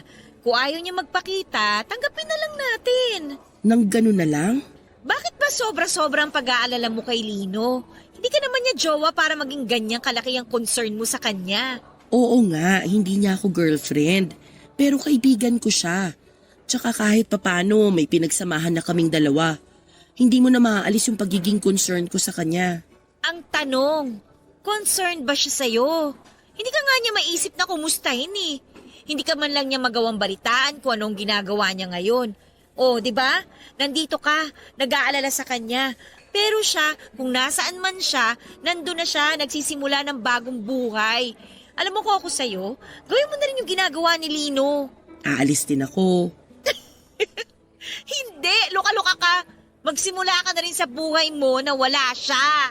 Parang ang hirap namang gawin yan. Ay nako, nagawa nga ni Lino ng walang kahirap-hirap eh. Bakit hindi mo kaya? Ay, ang hirap isipin na hanggang doon na lang yung pagsasama namin. Okay na kami eh. Nagpaplano na kaming magkabalikan, tapos ganun yung nangyari. Ganyan talaga ang buhay. Parang teleserye, puno ng plot twist. Dapat lagi kang handa. Yun nga ang problema. Hindi ako handa. Ay nako Georgette, sinasabi ko sa'yo mag-move on ka na kay Lino. Wala kang mapapala sa kakahintay sa kanya. Tatanda kang dalaga niya, sige ka. Grabe ka naman. Anong grabe dun? Kalahating taon na simula nung nawala si Lino. Walang paramdam yung tao sa'yo. Dun pa lang, dapat alam mo na wala na siyang pake sa'yo. Sorry ha kung medyo masakit tong mga sinasabi ko, pero yun kasi yung totoo eh. Kailangan mo na siyang kalimutan. Ay, sige, susubukan ko. Oy, wag mong subukan. Gawin mo. Oo na, gagawin ko na. Yan, dapat ganyan. Para hindi ka nalilate sa pagpasa ng mga report mo. Sarili mo naman ang isipin mo ngayon. Opo, madam, masusunod po. O siya, sige na. Mauna na ako sa'yo ha. Aayusin ko pa yung mga gamit para sa klase ko. Magga-gardening kami mamaya. O sige, susunod na rin ako pagkatapos kong magmerienda. Oy ha, basta yung sinabi ko sa'yo. Oo na. Kulit nito. Buwan ang lumipas. Naubos na rin ang pag-asang pinangahawakan ko. Bawat buwang dumadaan ay unti-unti ring nawala sa isipan ko si Lino Papadudot. Siguro ay ganon talaga kapag wala na ang tao sa buhay mo. Makakalimutan at makakalimutan mo rin sila. Hanggang sa 1 taon ang lumipas simula nang nawala si Lino, tuluyan ko nang tinanggap na hindi na siya babalik. Na hindi na ako parte ng kanyang buhay. Inisip ko na lamang noon na kung nasaan man si Lino noong time na yon, ay sana'y masaya na siya at nasa maayos siyang kalagayan. Ganun man ang nangyari ay nagpatuloy sa pag-ikot ang mundo. Nagpatuloy ako sa sarili kong buhay. Mula sa pagiging grade 2 teacher ay tumaas ang ranggo ko at nailipat ako sa pagtuturo ng grade 6. Nagkaroon ako ng mga bagong goal sa buhay ko. Nakakilala ako ng mga bagong kaibigan at nagkaroon ng mga bagong karanasan. Kahit papaano ay naging instrumento ang pakikipag-ugnayan ko sa mga pupils ko para makalimot sa nakaraan. Sila ang pumawi sa pagkalumbay ko.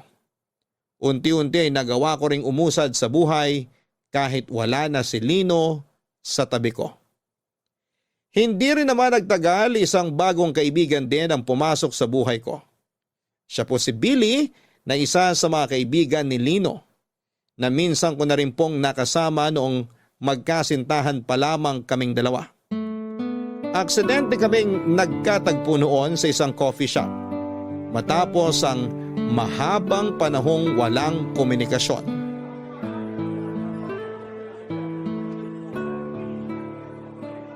Georgette? Uy, ikaw nga! Kamusta ka na? Billy, hindi mo na ako naalala?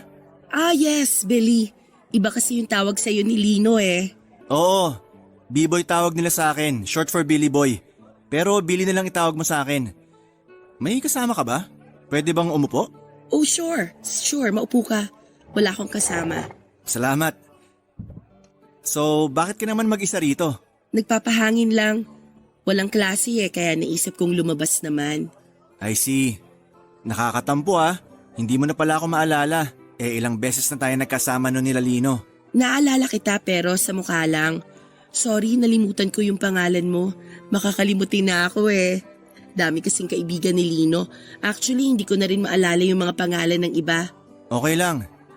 Tagal na nating di nagkita. Ano nang balita sa'yo? Okay lang naman ako. Nakakasurvive naman sa hamon ng buhay kahit papano. Mabuti naman. Si Lino, may update ka na ba sa kanya? Wala pa hanggang ngayon. Hindi pa rin siya nagpaparamdam. Sus, yung taong yun talaga. Huwag ka mag-alala. Babalik din yun one of these days. Sana nga. Teacher ka pa rin ba dun sa public school na nabanggit mo dati? Oo, dun pa rin ako. Nakakatuwa naman. Bakit mo naman naisipang maging teacher? Hirap ng trabaho na yan ah. Retired teacher din kasi yung nanay ko. Isa siya sa mga inspirasyon ko sa buhay. Hangang-hanga nga ako sa kanya eh. Teacher ko rin kasi siya ng grade 5 ako. The way na magturo siya, sobrang na-impress ako. Kaya naisip ko na balang araw, magiging teacher din ako. Kaya pala, nasa dugo nyo rin pala. Oo, at saka napaka-fulfilling kayang maging teacher. Oo, mahirap siya. Pero yung paghihirap na yon tsaka pagod, magiging worth it kapag nakita mo na yung mga batang natuturuan mo na successful na ngayon. Isa yun sa mga bagay na hinding-hindi na mawawala sa buhay ng isang teacher. Maging parte sa buhay ng bawat batang nangangarap. Ang lalim naman ng pinanghuhugutan mo. Nahiya tuloy yung trabaho ko. Ano nga pala ulit yung work mo? Ako ang nagmamanage sa family business namin. Ah, oo, yung lumber something? Oo, producer kami ng mga tabla na ginagamit sa pagpapatayo ng mga bahay. Ang galing! Pangarap ko rin yan eh, yung mag-business. Talaga? Anong business naman ang gusto mong gawin? Kahit ano, yung magtatagal, kahit ilang henerasyon na ang lumipas, gusto ko kasi na balang araw, may maipapamana rin ako sa mga anak ko. Sure naman ako na matutupad mo rin yan balang araw. Nasa sa atin lang din kasi kung paano natin bubuuin yung future ng mga susunod sa bloodline natin. Kaya mabuti na hanggat maaga pa, pinag-iisipan mo na yung mga ganyang bagay. Sabi nga ng kaibigan ko, maraming plot twist ang buhay, kaya dapat talaga paghandaan. Uy, magandang quote yan ha. Pwedeng ilagay sa sticker. Totoo din naman kasi. Minsan bigla-bigla na lang tayong babagsakan ng kung ano-anong pagsubok sa buhay. Mahirap kung mag-isa ka lang nahaharap sa mga problemang yun. Pero di ba sabi nga nila, wala namang problemang ibibigay sa atin na hindi natin kayang lampasan? Oo, tama. Nalalampasan naman natin yung mga problemang yun. Pero minsan, marami tayong naisasakripisyo. Wala eh. Hindi ka magkakaroon ng progress sa buhay kung wala kang sacrifices na gagawin. Nakakalungkot pero totoo yan. Anyway, mauna na ako sa iyo ha. Dumaan lang talaga ako rito para bumili ng kape. O sige, sige. Nice to see you again. Chat-chat na lang? Oo, mag-iingat ka. Malawak ang circle of friends ni Lino. Hindi mabilang sa mga daliri ng kamay ang dami ng kaibigan nito noon. Ang ilan sa kanila ay nakilala ko noong naging boyfriend ko si Lino. Pero simula nung nawala si Lino ay nagkaroon na rin ako ng falling apart mula sa kanila. Nawala na ako ng komunikasyon at update mula sa mga buhay nila dahil si Lino lang din naman kasi ang naging tulay para maging kaibigan ko rin sila. Kaya naman laking tuwa ni Billy noong nakita niya ako matapos ang mahabang panahon. Papadudod si Billy yung tipo ng tao na akalain mong suplado. Masungit at mayabang kapag una mo siyang nakita. Pagkakita mo pa lamang kasi sa kanya ay parang lagi siyang mapapaaway dahil na rin sa mga tattoo nito sa katawan. Hindi naman po sa nagiging stereotype ako pero tad-tad kasi ng tattoo ang buong katawan ni Billy. May arm sleeve tattoo siya sa kanang braso niya na inspired sa mga tribal tattoos. Sa kaliwa naman ay may malaking mukha ng anghel na nakatatak sa biceps nito. Sumisilip din ang eagle wings tattoo nito sa kanyang likuran. Meron din siyang landscape tattoo sa magkaparehong binti nito. Pero ang pinaka-extreme na siguro ay ang hugis espada na tattoo nito sa kanang pisngi niya sa tabi ng kanyang tenga. Sa kabila ng maangas nitong itsura ay malambot ang puso ni Billy. Yun ang una kong napansin noong nakilala ko siya. Mababaw lang ang luha nito at mahilig siya sa aso at takot sa mga ipis. Kung gaano katapang ang itsura niya ay ganon naman siya kabilis matakot sa maliliit na bagay. Nagulat na lamang ako na pagkatapos naming mag-meet sa coffee shop noong araw na yon, ay bigla akong nakatanggap ng message mula sa kanya. Simula pa lang ay alam ko ang motibo ni Billy kung bakit siya nakikipagkaibigan sa akin. Noong panahon kasama ko pa kasi si Lino, magkakilala lamang kami by name at by face, pero hindi kami masyadong close noon. May mga ilan encounter na rin naman kami pero hindi ko maituturing na magkaibigan talaga kami noong time na yon. More on acquaintance lang kami dahil magkaibigan sila ni Lino. Hindi naman itinago ni Billy ang totoo niyang hangarin. Gusto raw niya akong kaibiganin at kung maaari ay ligawan kapag nagkataon. Unti-unti ang mga friendly chats niya sa akin ay nahaluan ng romantic gestures. Wala naman daw sigurong masama kung ligawan niya ako dahil matagal naman na raw kaming hiwalay ni Lino. Isa pa'y wala na si Lino kaya safe na sigurong sabihin na wala na siyang planong bumalik pa sa buhay ko.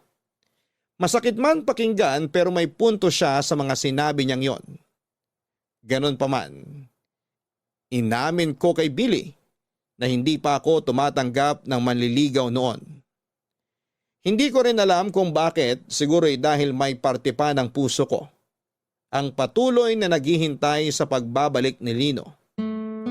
Nangako kasi ako noon na hihintayin ko siya at susubukan kong gawin yon. Naikwento ko kay Tati ang biglang pagdating ni Billy sa buhay ko.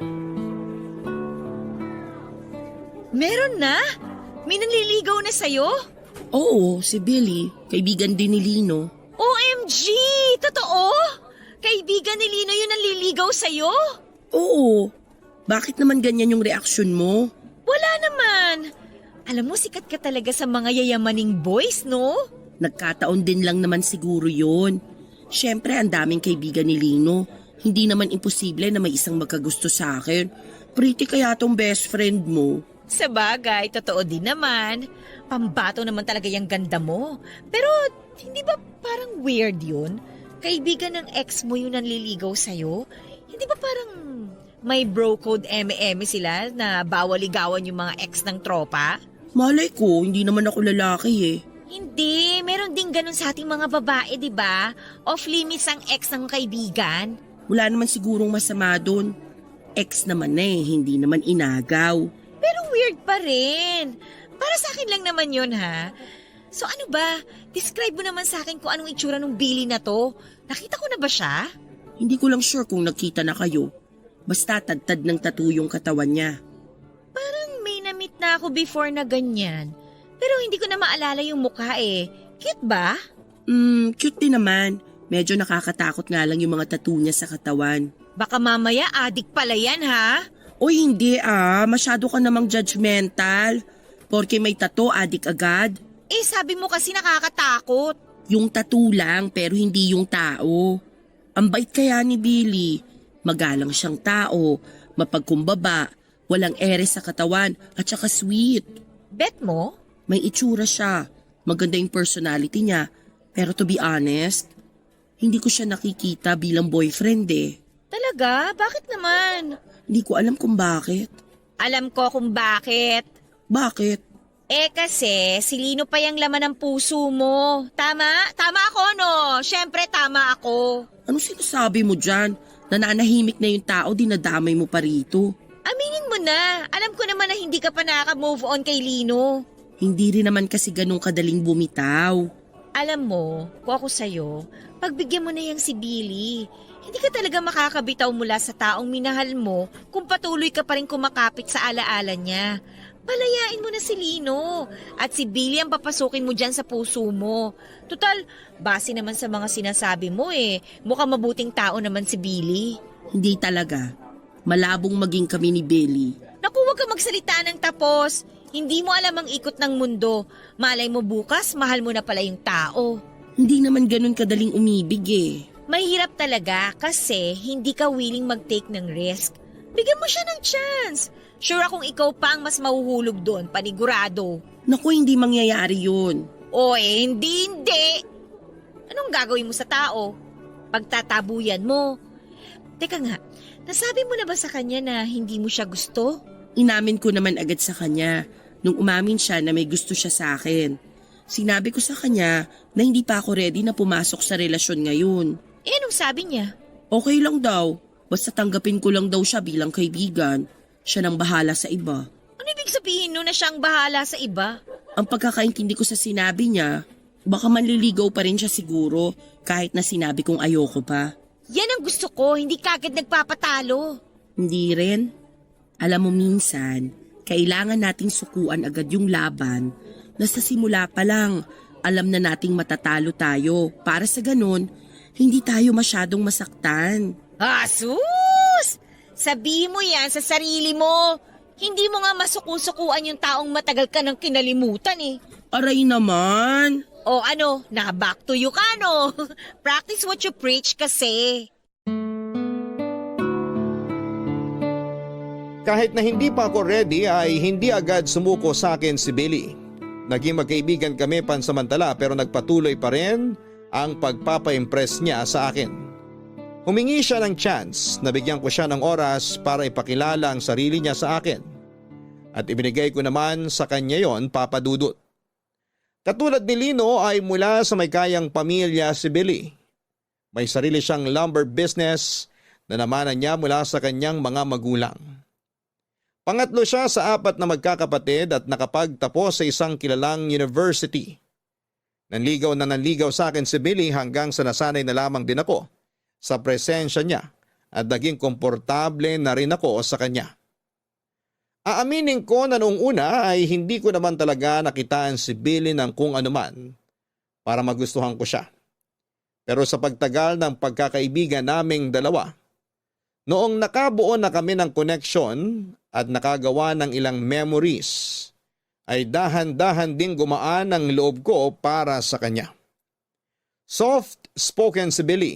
Nakakatuwa nga kasi hindi akma sa itsura niya ang pag-uugali niya. Masyadong strong ang features nito sa mukha niya kumpara sa personality niya.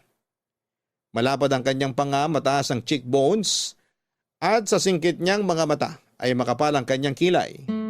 Kung gaano katapang ang facial features niya ay gano'n namang kalambot ang puso niya sa lahat ng bagay. At yon ang mga katangiang nagustuhan ko sa kanya, Papa Dudut.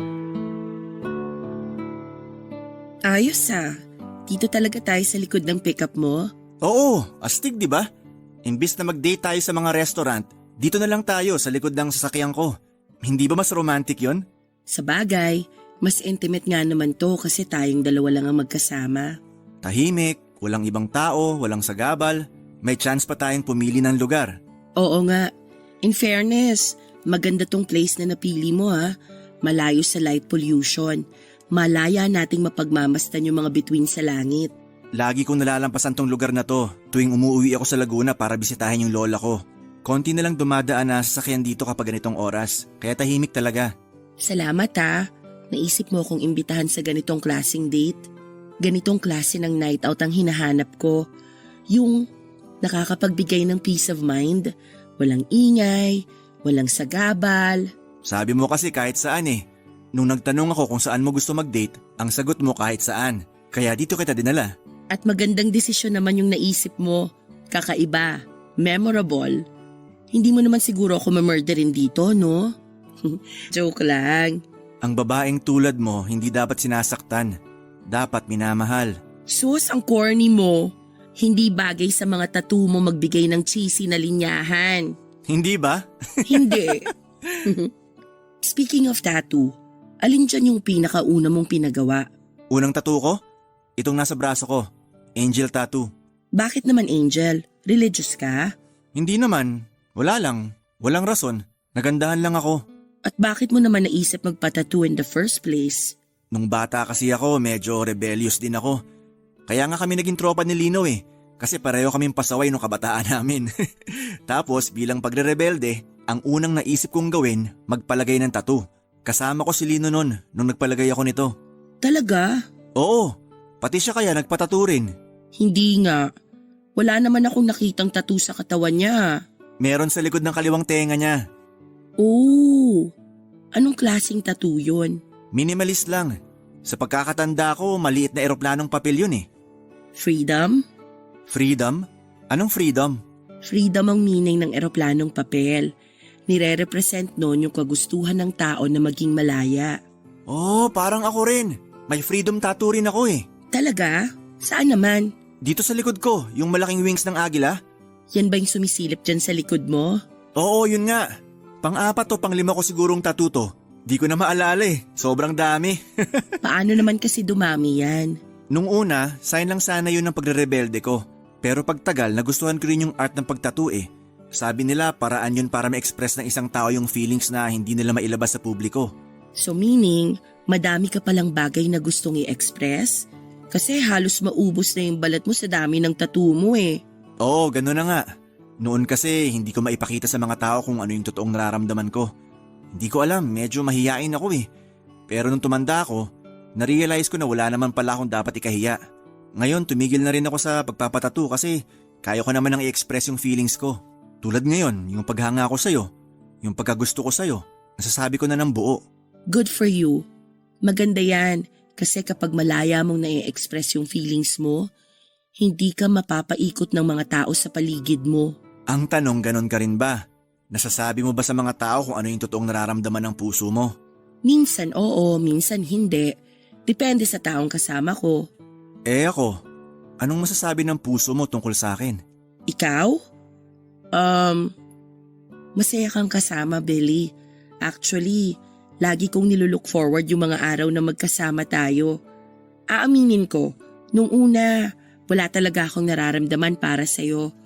Pero habang tumatagal, nagkakaroon ka na rin ng puwang dito sa puso ko. Ibig mo bang sabihin? Oo, tama yung iniisip mo. May feelings na rin ako para sa'yo. Sa totoo lang, pwede ka na rin tumigil sa pandiligaw sa akin kasi sinasagot na kita. Talaga? Oras na rin naman na para bumitaw ako sa nakaraan ko. Ready na akong magmahal ulit.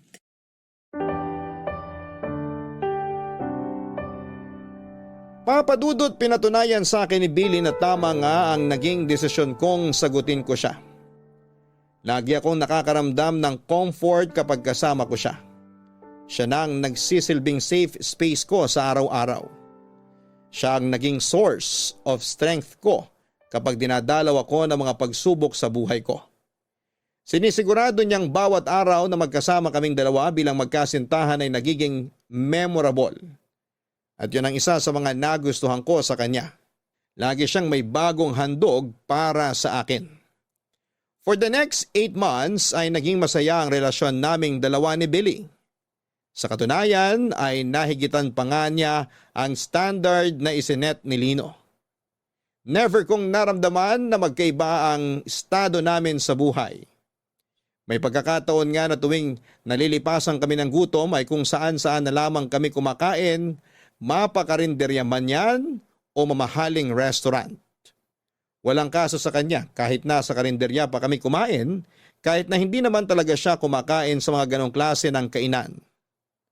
Ganon siya karespeto sa bawat desisyon ko. Lagi niyang binibigyan ng importansya ang pagiging equal namin sa relasyon, Papa Dudut. Papa Dudut, tuluyan na ngang nawala sa isip ko si Lino noong mga panahong yon. Masaya na ako noon sa piling ni Billy, secured na ako na kasama siya. Wala na ako ibang mahihiling pa dahil lahat ng inaasahan at maging mga hindi ko inaasahan ay naibibigay sa akin ni Billy noon.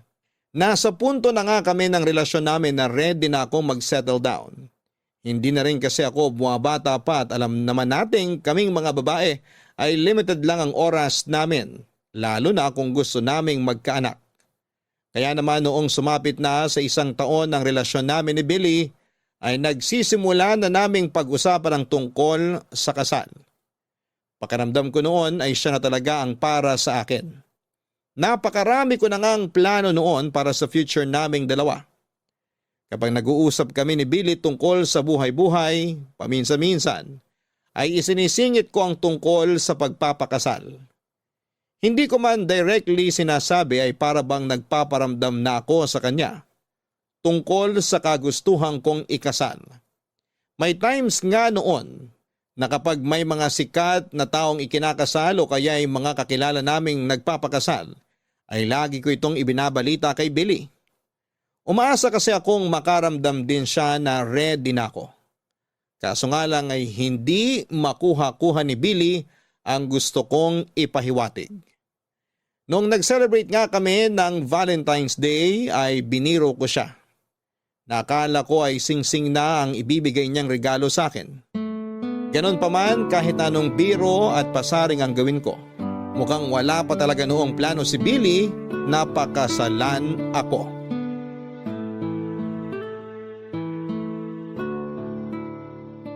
Georgette, halika na, umuwi na tayo. Saglit lang, heto na. Ililigpit ko lang to mga to. Ano ba yan? Yung activity ng mga bata bukas. O ayan, tara na. Gusto ko nang umuwi para maipahinga ko na tong mga paa ko. Nakakapagod tumayo buong araw. Sinabi mo pa. Pero gusto mo bang sumaglit muna tayo sa labas? Libre ko. Sa susunod na lang. Pagod talaga tong katawan ko eh. Sayang naman. Gusto ko pa naman sanang mag-celebrate. Mag-celebrate ng ano? May ibabalita ako sa'yo. Wala pang ibang nakakaalam nito maliban sa asawa ko. Ikaw pa lang ang una. Ano yun? Malapit ka na maging ninang! Oh my gosh, buntis ka? Buntis ka ba? Yun ba yung ibig mong sabihin? Oo, 4 weeks! Namiss ko yung period ko, tapos sinubukan ko mag-pregnancy test at ayun, confirmed! Magkakaroon na ako ng baby! Oh, totoo ba? Congratulations! Excited na ako makakita ng mini tati. Ay, wag lang sana magmana sa ugali ko kasi paniguradong sasakit ang ulo ko nun. Hala, nakakatuwa naman. Bigla ko tuloy na-realize na matanda na nga talaga tayo. Nagkakaanak na kayong mga kaibigan ko. True! Kaya ikaw, galaw-galaw, baka malipasan ka dyan. Heto na nga eh. Kinakarir ko na nga tong love life ko para naman makahabol ako sa inyo. May nagpaparamdam na ba? Nakakarinig ka na ba ng wedding bells? Wala nga eh. Ako yung nagpaparamdam pero parang bingi yung boyfriend ko, walang naririnig. Eh paano ba kasi yung pagpaparamdam na ginagawa mo? Hindi ko naman diretsang sinasabi na gusto ko nang magpakasal. Pero lagi kong ino-open sa kanya yung topic ng pagpapakasal. Na-share ko na nga sa kanya yung dream wedding ko eh. Kung sino yung gusto kong mga nasa entourage, kung ano yung kulay ng damit na mga dadalo at kung ano pa. Tapos, ano naman ang reaksyon niya? Nakikiplano din naman siya. Nagsishare din siya ng mga gusto niyang gawin sa kasal. O yun naman pala eh. Pero wala naman kasing nangyayari. Wala namang singsing. Wala pang pagluhod na nagaganap. Mas maganda siguro kung tapatin mo na siya. Sabihin mo sa kanya na gusto mo na magpakasal. Ganon kasi yung mga lalaki eh. Hirap silang makagets ng context clues. Kailangan diretsahan. Ganon kasimple ang pag-iisip ng mga lalaki. Ayaw nila yung mga nanghuhula sila. Ang pangit naman kasi kung ako magsasabi nun. Tsaka alam mo, feeling ko, gets niya naman yung gusto kong palabasin eh. Ayaw niya lang kagatin. Huwag mo na lang kasi munang pangunahan. Malay mo, nag-ready na pala siya. Mas maganda yung wala kang ine-expect. Mas masaya yun. Sure naman ako na pakakasalan ka ni Billy eh. Alam kong mahal ka nun. Pero kailan? Kapag menopause na ako? Gaga, 45 pataas ang menopausal stage ng babae. 31 ka pa lang ha, yan ang kagad ang iniisip mo. Hindi naman siguro ganun katagal bago mag-propose si Billy. Ay, sana nga. Huwag mo na nga isipin yan. Masyado ka kasing overthinker eh. Alam mo, halika na. Samahan mo na ako mag-milk tea at kwek-kwek. Libre ko! Ay, sige na nga. Tara na. Pero kwek-kwek lang. O di sige, shawarma kung gusto mo. Ayan, mas gusto ko yan. Gusto ko shawarma rice ha. Oo na, halika na. Marami pa tayong pag-uusapan.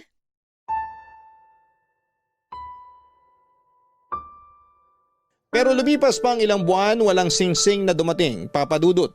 Hindi ko nga alam kung bakit nung panahong yon ay para bang nagmamadali akong ikasal. Siguro ganon ko talaga kamahal si Billy dati. Sa kabila ng kawalang interest ni Billy sa usapang kasal ay nanatili namang maayos ang relasyon naming dalawa. Kahit na mahigit 1 taon na kaming magkasama ay wala pa ring nagbabago. Parang nasa ligawan stage pa rin kami na sobrang sweet sa isa't isa. Nanatili ang pagiging caring ni Billy sa akin at dahil hindi ko naman siya mapilit na pakasalan, ako ay naghintay na lamang kung kailan siya magiging ready. Hindi rin naman pwedeng ipilit ang isang bagay lalo na kung hindi pa handa ang isang tao. Naisip ko rin na mas maganda na maging surprise ang gagawin niyang proposal sa akin. Umasa na lamang ako na baka sa araw na hindi ko inaasahan ay doon siya mag-propose, Papa Dudut. Ang ginawa ko na lang ay naging maayos at supportive na girlfriend ako para kay Billy. Hanggang sa kalagitnaan ng masayang pagsasama namin ni Billy ay isang hindi inaasahang balitang natanggap namin. Naghahanda na ako noon para sa pagpasok ko sa school nung nakatanggap ako ng tawag mula sa kapatid ni Lino na si Edward. Kinabahan ako dahil matagal na kaming hindi nakapag-usap ni Edward at ang tawag niyang yon ay maaaring isa lang ang ibig sabihin. Maaaring nagbalik na si Lino.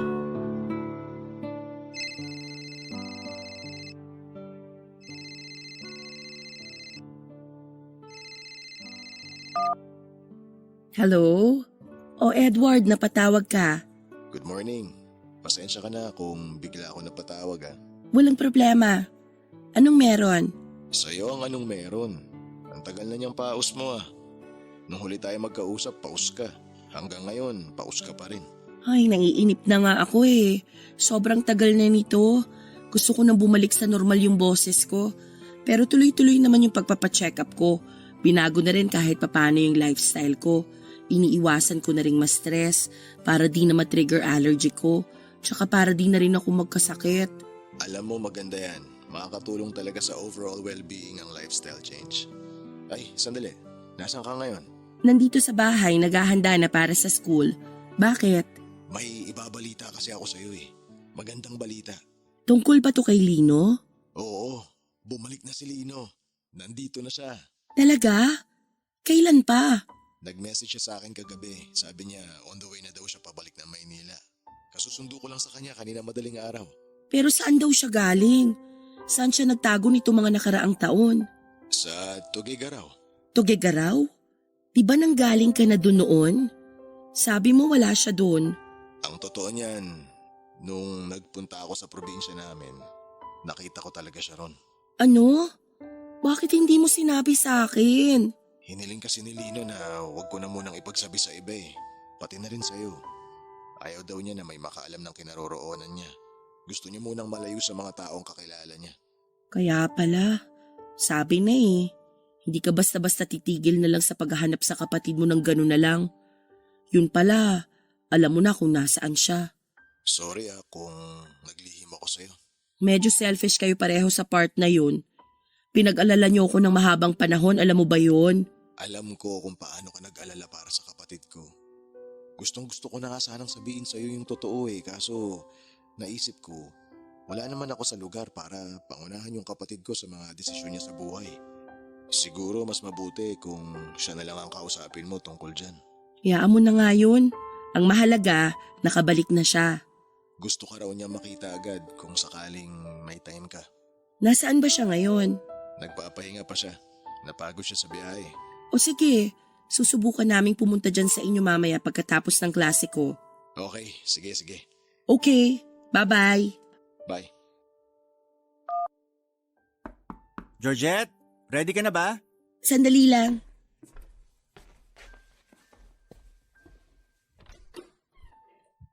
Billy, sandali, hindi pa ako nakapagbihes. Pumasok ka muna. Okay, sige. Aantayin na lang kita para maihatid kita sa school. Nag-breakfast ka na ba? Kumain ka muna.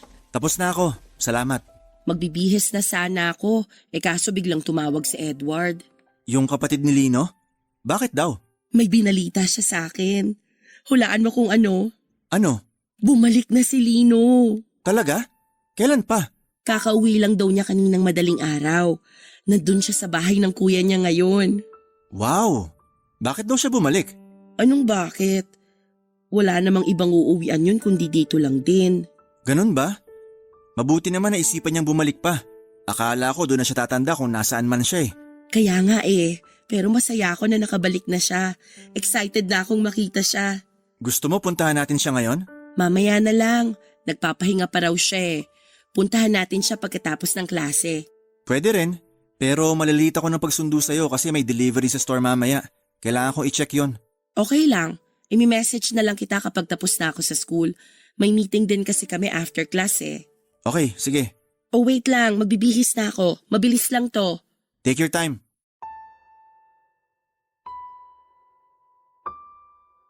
Hindi ko alam kung anong klaseng emosyon ang naramdaman ko noong narinig ko ang balita. Pinaghalong saya, kaba, gulat at pagkalito ang naramdaman ng puso ko. Sa mahabang panahon ng pagkawala ni Lino, hindi ko inaasahan na babalik pa siya pero nagbalik siya, Papa Dudut. Pagkarinig ko pa lang sa pangalan niya ay parang tubig na muling dumaloy sa utak ko ang lahat ng memories naming dalawa ni Lino. Pumasok ako sa trabaho na ang buong isip ko ay na kay Lino. Inimagine ko kung may nagbago ba sa itsura niya. Kung kumusta na siya. Pagkatapos ng meeting namin ay sinundo ako ni Billy sa school at sabay kaming nagpunta sa bahay nila Edward kung saan ay pansamantalang nakikitira si Lino. Iba yung kaba ang naramdaman ko ng time na yon habang nasa biyahe. Hindi ko alam kung paano ko haharapin si Lino matapos ang napakahabang panahon. Noong sa wakas ay nagkita na kami, nakahinga ko dahil kitang-kita sa kanyang mukha na maganda ang kinalabasan ng pagkawala nito. Agad niya akong niyakap ng napakahigpit. Makikita sa mga mata nito ang saya noong sa wakas ay nasilayan na niya ako. Masaya niyang ibinalita sa akin na nagbalik na siya. Na nagbago na siya at handa na siyang umibig muli. Nagpasalamat siya na nahintay ko raw siya. Pero sa likod ng magandang balita na dala nito ay sinalubong ko naman siya ng masamang balita. Ipinaalam ko sa kanya ang sitwasyon ko na hindi na pwedeng bumalik pa ako sa kanya dahil boyfriend ko na noon si Billy. Hanggang dito na lamang muna ang kwento ko sa inyo, Papa Dudut. Maraming salamat sa pakikinig at pagbabahagi ng story ko sa ating mga kabarangay. Mabuhay po kayo.